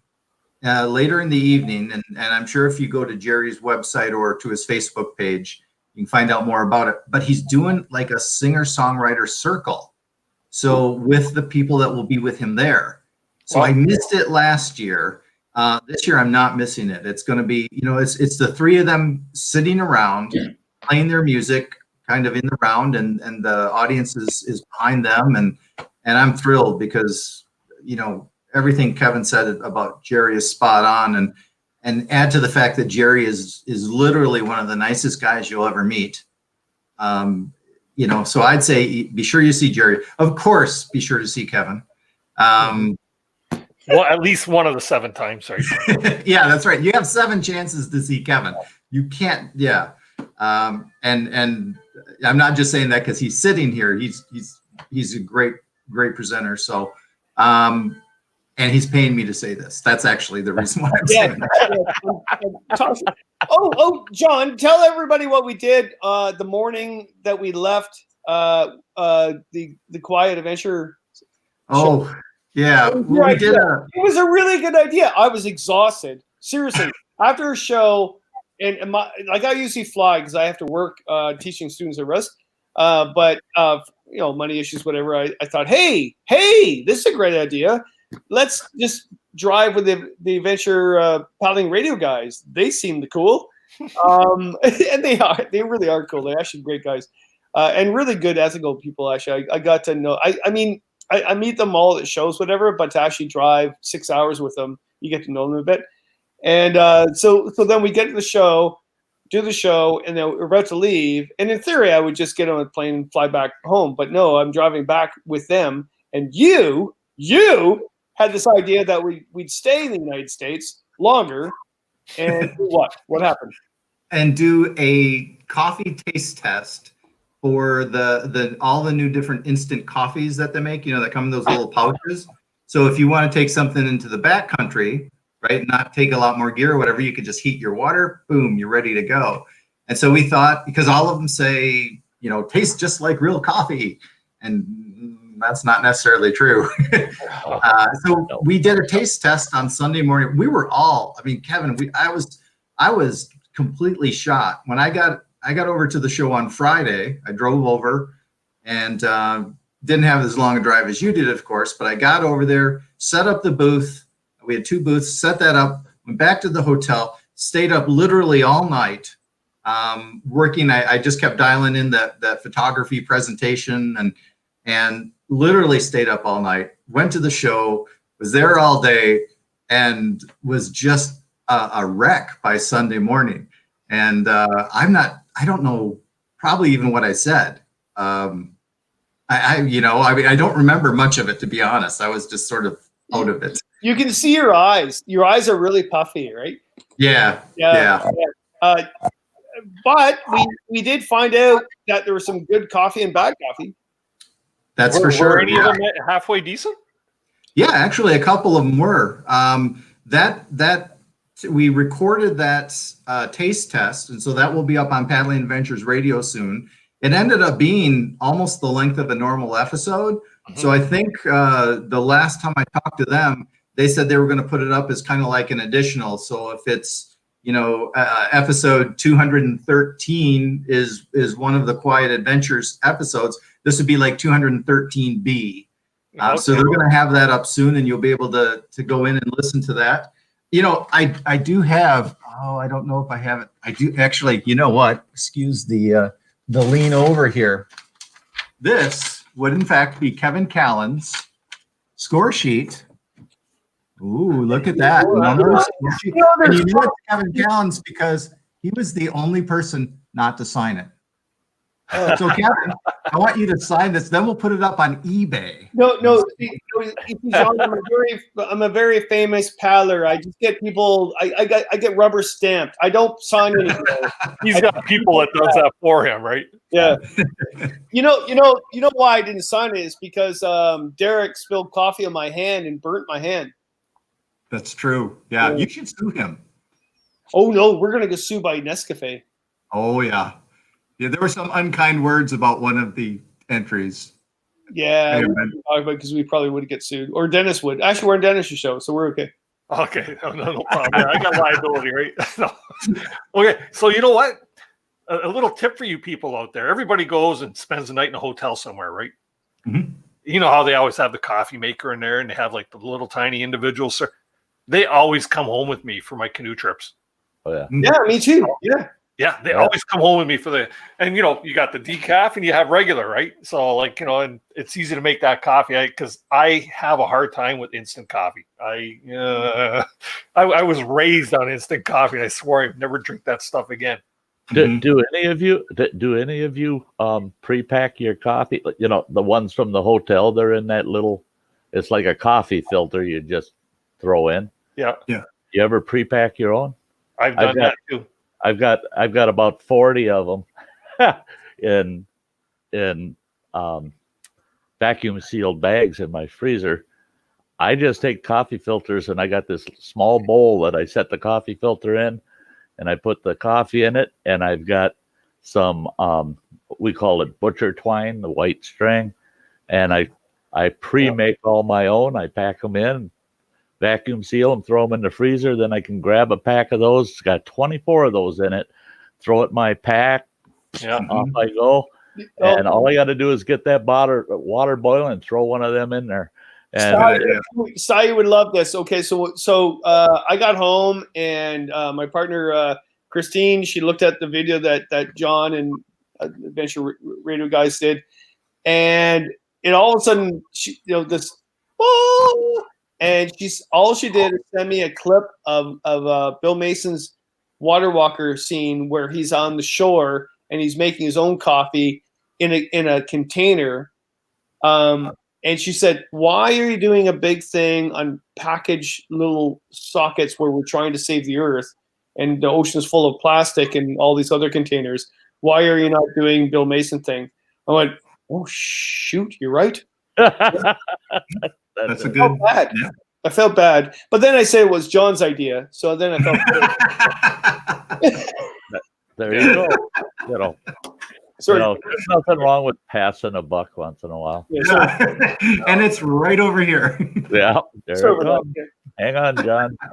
Another one coming your way. Hey, I got a quick question for John or Kevin or anybody that could answer. Do any of the presenters,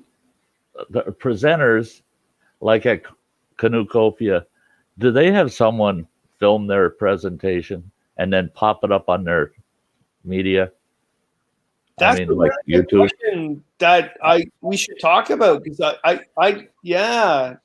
See, and a thing I would like, because if I look at a presenter in their page at their .com page, and I want to see something about that presenter.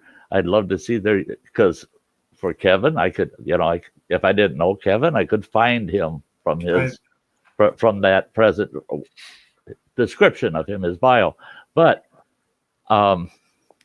if they got a YouTube channel, it'd be nice to be able to pull that list of presenters, go to their YouTube channels, and see some of their presentations on their own channels.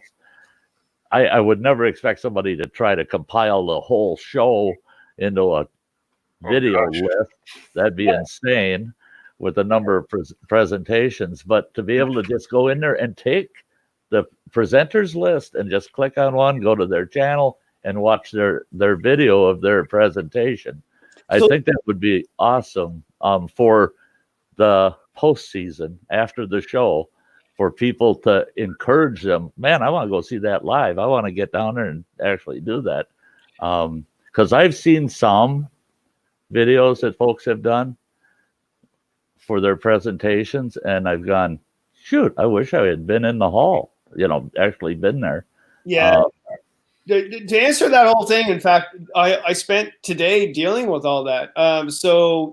There's some goods and bads with that. So that's what I figured. Yeah, well, no, because I randomly found a YouTuber. I don't know him, but I met him before, and he videotaped Les Stroud's presentation at the Toronto show. I couldn't get in because it was packed. You couldn't get in there. Right. And I was really upset. And then Northern Scavengers as well. I couldn't get in. It was I was too busy doing other things, so I couldn't go and see it. So I was really upset I couldn't see those two shows at the Toronto show. He had filmed those two shows. So last night, that was my entertainment. I watched Les Stroud's presentation, and then tonight, well, maybe not tonight, but I'll watch Northern Scavengers one. At the same time, if you came to my show live and then found out that you didn't have to and you could just sit home and watch it, I have no problems with that. But the show people would, right? So I don't know. Like, well, that's it. Is what you got to weigh those pros and cons. How many are going to skip the show and like people? I'll wait till it comes out on DVD. I'm not going to the theater. Well, that effect. My take on that, I'd rather see the show live, rather than seeing on video. But if I couldn't see the show, like you said, Kevin, it'd be great to see it, right? That's it. If I went to the show and I did my priority list of the presentations I want to see, and then I'm going to miss 5 presentations. Dang it. And the thing is, I heard people say, well, you'll have to catch them in another show or something, but they're not going to do the same presentation over and over every year, the exact same presentation. So my opportunity would be gone, would be totally gone. So and that leaves me with some disappointment in the fact I can't enjoy that presentation because I had to choose. And now it's lost, and I can't ever see it. And I hear that, and like as so this last weekend at Lansing, right? I didn't get to see a single presentation because we also have the booth, right? So I literally have not seen Jerry perform at one of these shows yet. Live. I've only seen Jerry perform. Yeah. I've only seen Jerry perform like at the after party or something like that, out at Lansing, for example. So I don't get a chance. So in one way, I'd love to have, like you're saying, have the option to see that. I go back and forth as a presenter. For me, so for example, like when we do the oh shit kit, I will go ahead and I change that presentation in some way every time I give it. Because what happens, so like I have in my office, I feel like I'm killing trees because I have stacks of old, equipment list, right? Well, someone will suggest something. It's like, God, that's brilliant. And then you go try it out and you're like, oh, that works. So I'll add that to the list. And that means all those copies now are sitting there, that I want to give people the newest information. So for me to have like a whole presentation recorded online, that changes so much. I would feel uncomfortable about that. The flip side, or I guess the other thing too, is that sometimes like you know, maybe this isn't a good thing to do in the age of the internet, right? But sometimes I'll tell stories, they're actually really personal. And sometimes it's about kind of some intense things that happen out to you, or other times it's, you know, when you're in an audience like that you feel you can share, that it doesn't have that wider audience, right? So like I'll tell people really personal stuff sometime that I prefer, you know, wasn't up online.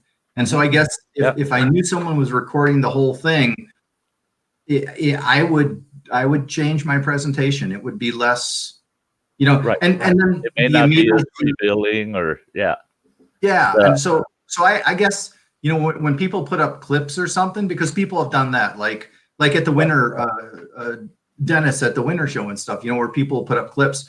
I'm good with that, right? Yeah, you know, to get that out there, and it lets kind of people know some of what you're doing. And then if people want, for example, the most recent list, they can go to the website, right, and download it from there. Well, see, and I think that's where I was really trying to lead it was, okay, if you have somebody that's going to film your presentation for you so that you don't, you know, you got no burden in it, somebody's going to do it for you. You get that raw footage. And then if you edit that out and you just put highlight clips, but you make a video that represents that presentation, it may not be the full presentation, but it represents the presentation and it's got the highlights. Then, and the thing is, if it's for your channel, you're getting the same credit as you would have gotten if they were able to be present. So it's not like, what I don't like, and I've seen a few other people have filmed presentations and boom, it's on their channel. They're taking the credit for it. And they're getting all the hits and the likes. That's why I won't like, record and post a whole presentation. You know, right? It's right. not my presentation. John, I would not expect I wouldn't even expect the presenter to post the whole presentation. I would assume that they would edit it down to the highlights of the presentation so that they can, basically it's a presentation summary that you're going to do in a post video. I know it's a lot of work, but I think those videos, if people knew that presenters were doing that it would become trendy. It would, you know, they'd be looking forward to it. It's like, I've never seen Game of Thrones in the season it was presented. Never. But I've seen every single Game of Thrones, you know. I know that's different because you're seeing the whole presentation in that case, but for the creator's sake, tailor it down to the audience, you know, so that it's reasonable length and it gives, at least gives the essence of the presentation. Just a suggestion. From the winter camping symposium there, like John alluded to, I captured a little bit of Jim's, of yours, of everybody's presentations. And the one couple that presented, the ones that were from Marnie, their names are escaping me right now. And they seen I had a little snippet of their show, and they actually contacted me after and said, "Did you happen to record the entire thing? Because we wanted to see it, right?" And I said, "I'm sorry, no, I don't record the whole thing because it's not my presentation, right? I just wanted to show who was there, type of thing."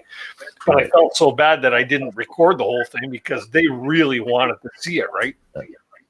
So. I think though, Dennis, that's the entertainer's issue. At the end of the day, I have no problem with any of this as long as people get the message. Because what's my goal at the end of the day is to get my message across to many people. However, if you're a presenter that is stalemate and gives the same presentation every year, that's not really good. So if you look what I do, I always try to do something different all the time because I'm old. I mean, in one sense, I could do the same thing every year. Paddler Guide to Ontario, Paddler's Guide to Ontario, Paddler's Guide to Ontario. And I personally don't want to do that because I want to engage and entertain, and that's what I've always done. So, yeah, if you do the same thing over and over again, I actually, Sean and I and John, you will. Oh my God, this is hilarious. So Sean from Paddling Adventure Radio, he's a talker. I talk a lot. Nothing compared to Sean.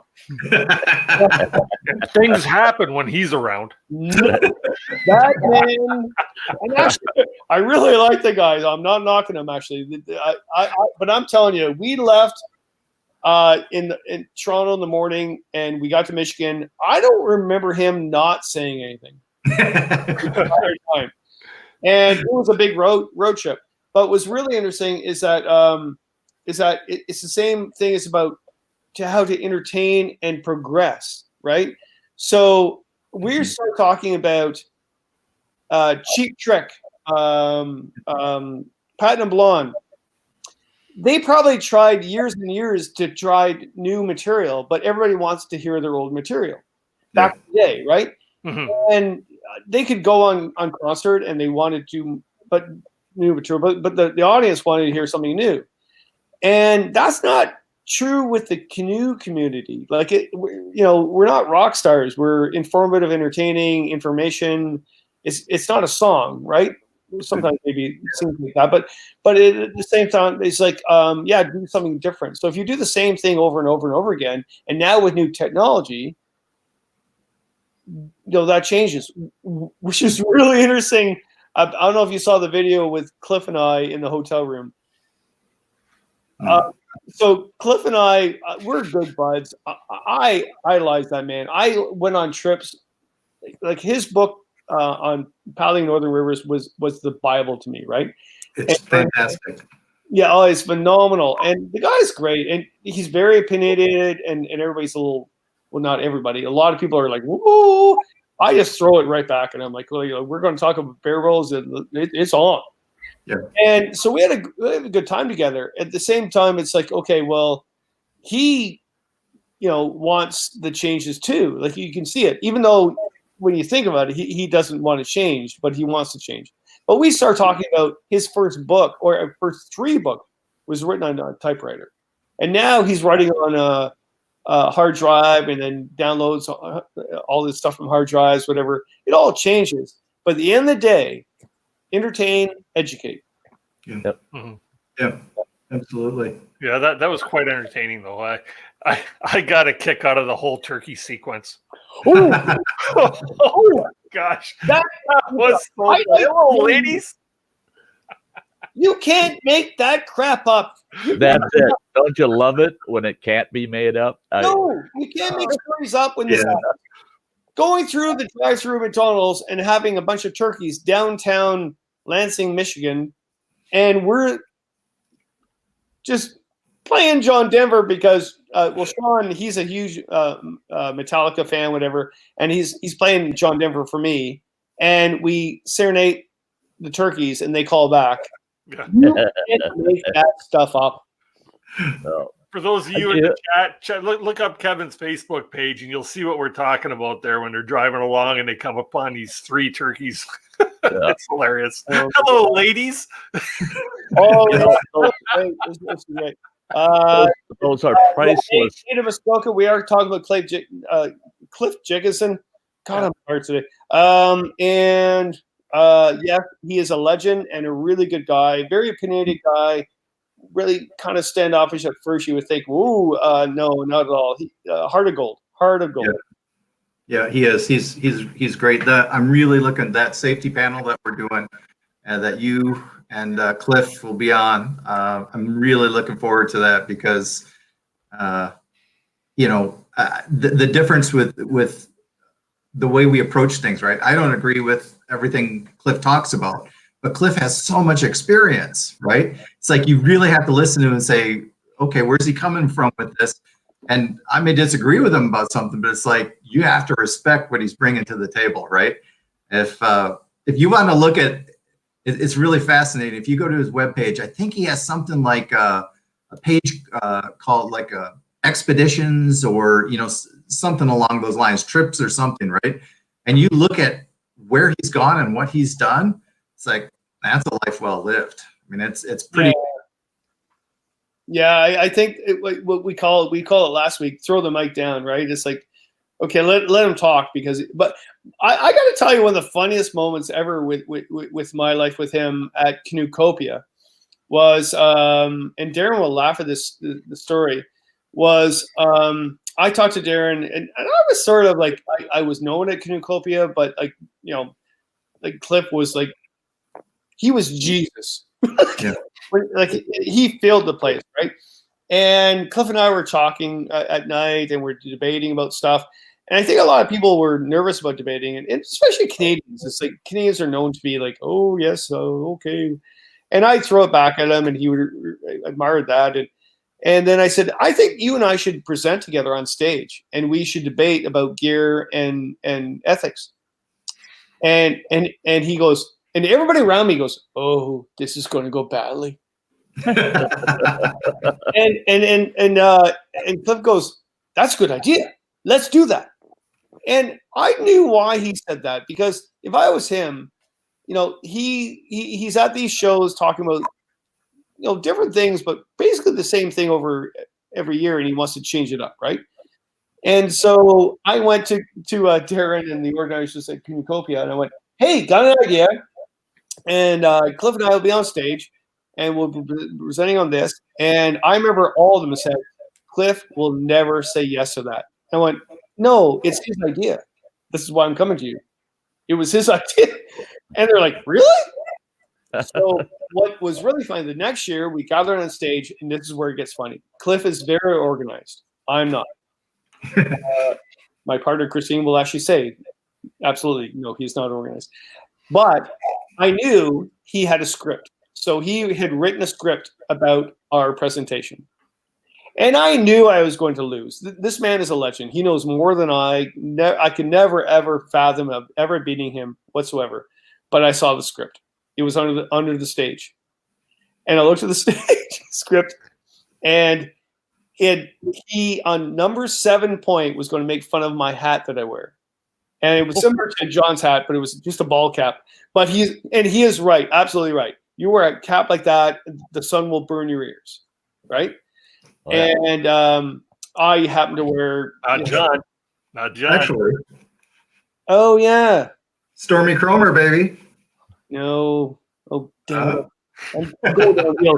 I wear one of those outdoor research hats, whatever, and I saw it, and I went to outdoor research that was at the show, and I said, hey, I know that Cliff is going to make fun of my hat. Can I have some hats to throw at the audience?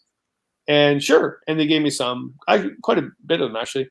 And right on number 7, he made fun of my hat, and I said, is anybody here in the audience like my hat? One person put their hand up, and I threw a hat. Everybody put their hand up. And he looked at me and he goes, you bugger. I went, yeah. And him and I have got along since then. We just have a really good time together. Those shows are really good times, but very stressful. But all the presenters, if you watch behind the curtain, we have a lot of fun together. So with the safety panel that we're doing that Sunday morning, which means not a lot of whiskey Saturday night, by the way, at least not for me. You're a more accomplished drinker than I am, Kevin. You know, I was asked that today, by the way, John. I like my whiskey, but during shows, I basically don't. Yeah. I'm too old to. I'll have some grams with everybody, but yeah, that's silliness to. I hear you. Yeah. Cliff said actually with this, I'm moderating the panel and acting, I guess, as a discussant too, but I'll be moderating it. And he says, you really got to crack the whip. If someone's going on, you got to be really firm and say, okay, that's it. So that'll be interesting to see how that works too, because I got 2 guys on there who, Kevin and Cliff. I mean, the back and forth on there could be really interesting. So. Yeah, but you do, and actually, Cliff and I would get that. You need to do the hook. So why? So you couldn't get 1 or 2 female or other genders on the panel, or what? What, tonight? No. Sorry, John. I'm throwing this at John. Oh, yeah. No, I tried. Actually, I had brought it up to several female paddlers, and none of them were either willing to make it with their current schedule at CanoeCopia, or they weren't coming to the show. So yeah, so unfortunately, it's a group of white guys. But I tried, but Yeah, we got, because I'll next time I'll throw a whole bunch of people I know in the field that actually we did that at the Midwest show a couple years ago, and who told the show was 2 female outdoor educators that just knew everything beyond all of us. Actually. Yeah, and and it's great just because the more diverse it is, the more perspectives you have on things, right? Sure. Yeah. I really had hoped for, but head size? What's that? What's that? Cromer. I want a Stormy Cromer hat. How can I get one? You just gotta bring them 6 Muskoka brews. I'll talk to somebody. You have to, when we're off here, send me an email with your hat size. I'll talk to somebody, and because they were a sponsor for the Yukon Journey, so that's actually, yeah. In fact, I did see your. Trying to really buy one, and I couldn't buy one at the. I really thought they'd be there at the Quiet Adventure Symposium. Yeah, I went to nearby here up in Wausau, Wisconsin. The band Trampled by Turtles, which is a Minnesota band, was playing there. And so what was great about the show, it was just such like a northern, like a north, what do I say, upper Midwest US show, because you're sitting there in it's a beautiful old movie theater, and you've got this Minnesota band playing, right? And it's kind of a bluegrass folk, and they're a great band. And we're sitting there watching them, and there's all these people with Stormy Cromers on, right? But because the theater, we were sitting kind of back up high in it, and as it comes down like this, you see all these Cromers bobbing up and down to the music. It was like, this is so upper Midwest. This is perfect. That's funny. It was great. Wow. That's awesome. Maybe I'll get you to hook me up while I'm down there. I could wear one of them things home. Don't have to throw it in my baggage. Yeah, that would actually get in the baggage, right? Unlike that canoe you're going to give me to hold for you. Right on that.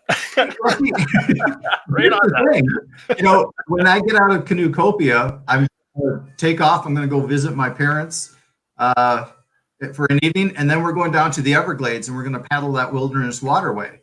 Right. And, if you buy a new canoe, I could take it down there, give it a whirl, try it out for you. Okay. I'm going from Everglades directly up to the Backcountry Canoe Symposium in Waterloo. Yeah. So then I could bring it up there for you. See? Look at that, eh? Jeez. Like I say, the wife would shoot me, man. I've already got 2 canoes sitting in the yard. I'm set for a while. So you and I were talking earlier today too, John. You're going to be a guest on the show, dedicated. Is that still good on the 7th? April 7th. Yeah, I'm looking forward to it. It'll be fun. Yeah. So on April 7th, everybody mark your calendars. John Van Barriger is going to be our guest on the show. And I think we'll be dabbling a lot into the Yukon journey. But, I'm really looking forward to that. Get some more details on that. I didn't know you were doing it kind of solo. Yeah, I was going back and forth. It's hard. There's so many cool people out there that you'd love to paddle with, right? On something like that. And it's hard to get somebody that can get over 3 months off, right? Because you go up early, you've got to do food drops and such like that. So it's a long trip. It's a long time. And I think that's a hard thing. And then the other thing too is, you've got to go with somebody you really know well, because you're going to be with them every day for 3 months. Mm-hmm. And that's especially out in what can sometimes be challenging circumstances, so it's I think I'm excited about doing it solo in some ways too, just because it's something it's that challenge, right? It's that challenge of being out there, and it's not a technical river, but you're out there every day, and that's it's the far north, right? Mm-hmm. Above the Arctic Circle. I'm part of it. So it's the flip side is you're never alone for much more than, a week at a time. Because there's always little towns, there's fish camps where, families will invite you up to a fish camp. There'll be salmon and coffee and And so, you do have that interaction. And so, yeah, I'm looking forward to it. That's awesome. Well, we're at about that time that we got to sort of pack things in here. Let's see here for Adventures in the Heartland. Dumb question, but what's CanoeCopia about? I'm interested, and I've got the link on the going across the scrolling on the bottom there. Check it out. It's the world's largest canoe, kayak, and paddle sports adventure show. And if you're in Madison, Wisconsin area, definitely check that out. The show is running from March 13th, 14th, and 15th. So that's a Friday, Saturday, Sunday. Be sure to go out there and check it out. I will be down there on the Saturday and the Sunday. If you do see me, please do come up and say hi. I'd love to meet you. Just like the Toronto show, met so many great people out there. Of course, Kevin Callan's going to be there, and John's going to be there. And of course, our guest from earlier tonight, Darren Bush, who is the headmaster of the show. He'll be there as well. So if you see him wandering around, I'm sure he wouldn't mind you saying hi to him as well. I know tickets are like $15 for one day and $30 for the whole weekend. And the show has varying times. All the information is in the description below. So if you want more information, definitely check that out. I want to thank Darren, if he's still listening in the background somewhere, for being a guest on the show. Kevin, thanks very much for joining panel once again. You're always welcome. You know that. I got to pee. Do you now? Like I Where say, do you think I went? on April 7th, be sure to tune in when we have John on panel, and we'll be talking about the outdoor kind and, of course, the Yukon journey. We'll get people buying your swag for the outdoor kind from the proper source. Yeah, thank you for that. Yeah. Make sure if anybody's interested in the outdoor kind swag, tell them where they can get it. If you go to our website, you can pick it up there. It'll have links right now through to Amazon where you can get it as well. If you see it anywhere else other than mancamping.ca, Scott Robinson's group over in Canada, it's counterfeit merchandise. We've had some people rip off our designs. And so it's a drag because you're getting ripped off, but it's a drag also because that money goes to education and first responders. We don't take anything out of this. My wife and I are doing this on a total volunteer basis. So it really sucks when somebody rips you off like that. Yep. Oh yeah. Our site, get it there, get it through Amazon, and you're good to go. And it's supporting a great cause. I'm looking forward to getting my new outdoor kind. I got a space right here for the new holographic sticker. Like that. Just Yeah, one of those. that baby. Put your name on it even. There you go. There you go. So that's awesome. Also, thanks to Sty for popping in. Everybody in the chat, thanks for coming out tonight. I appreciate your support as usual. If you haven't already done so, please do subscribe to Canoehound Adventures. Hit that thumbs up, ring that bell, and all those other neat things. And we'll hope to see you next Tuesday. I'm not quite sure what the show is going to be about next week. I've had something fall through on me as far as our guest next week. I'm glad I didn't announce it yet, but we will get somebody set up, and you'll see that on Facebook when we announce that. So in the meantime, I'm Dennis from Canoehound Adventures. Everybody, keep the adventures alive. Gentlemen, stick around for a second. Have a great night, everybody. Thank you. Bye. I have to pee.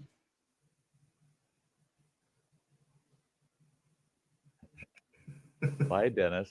I really do have to pee. He's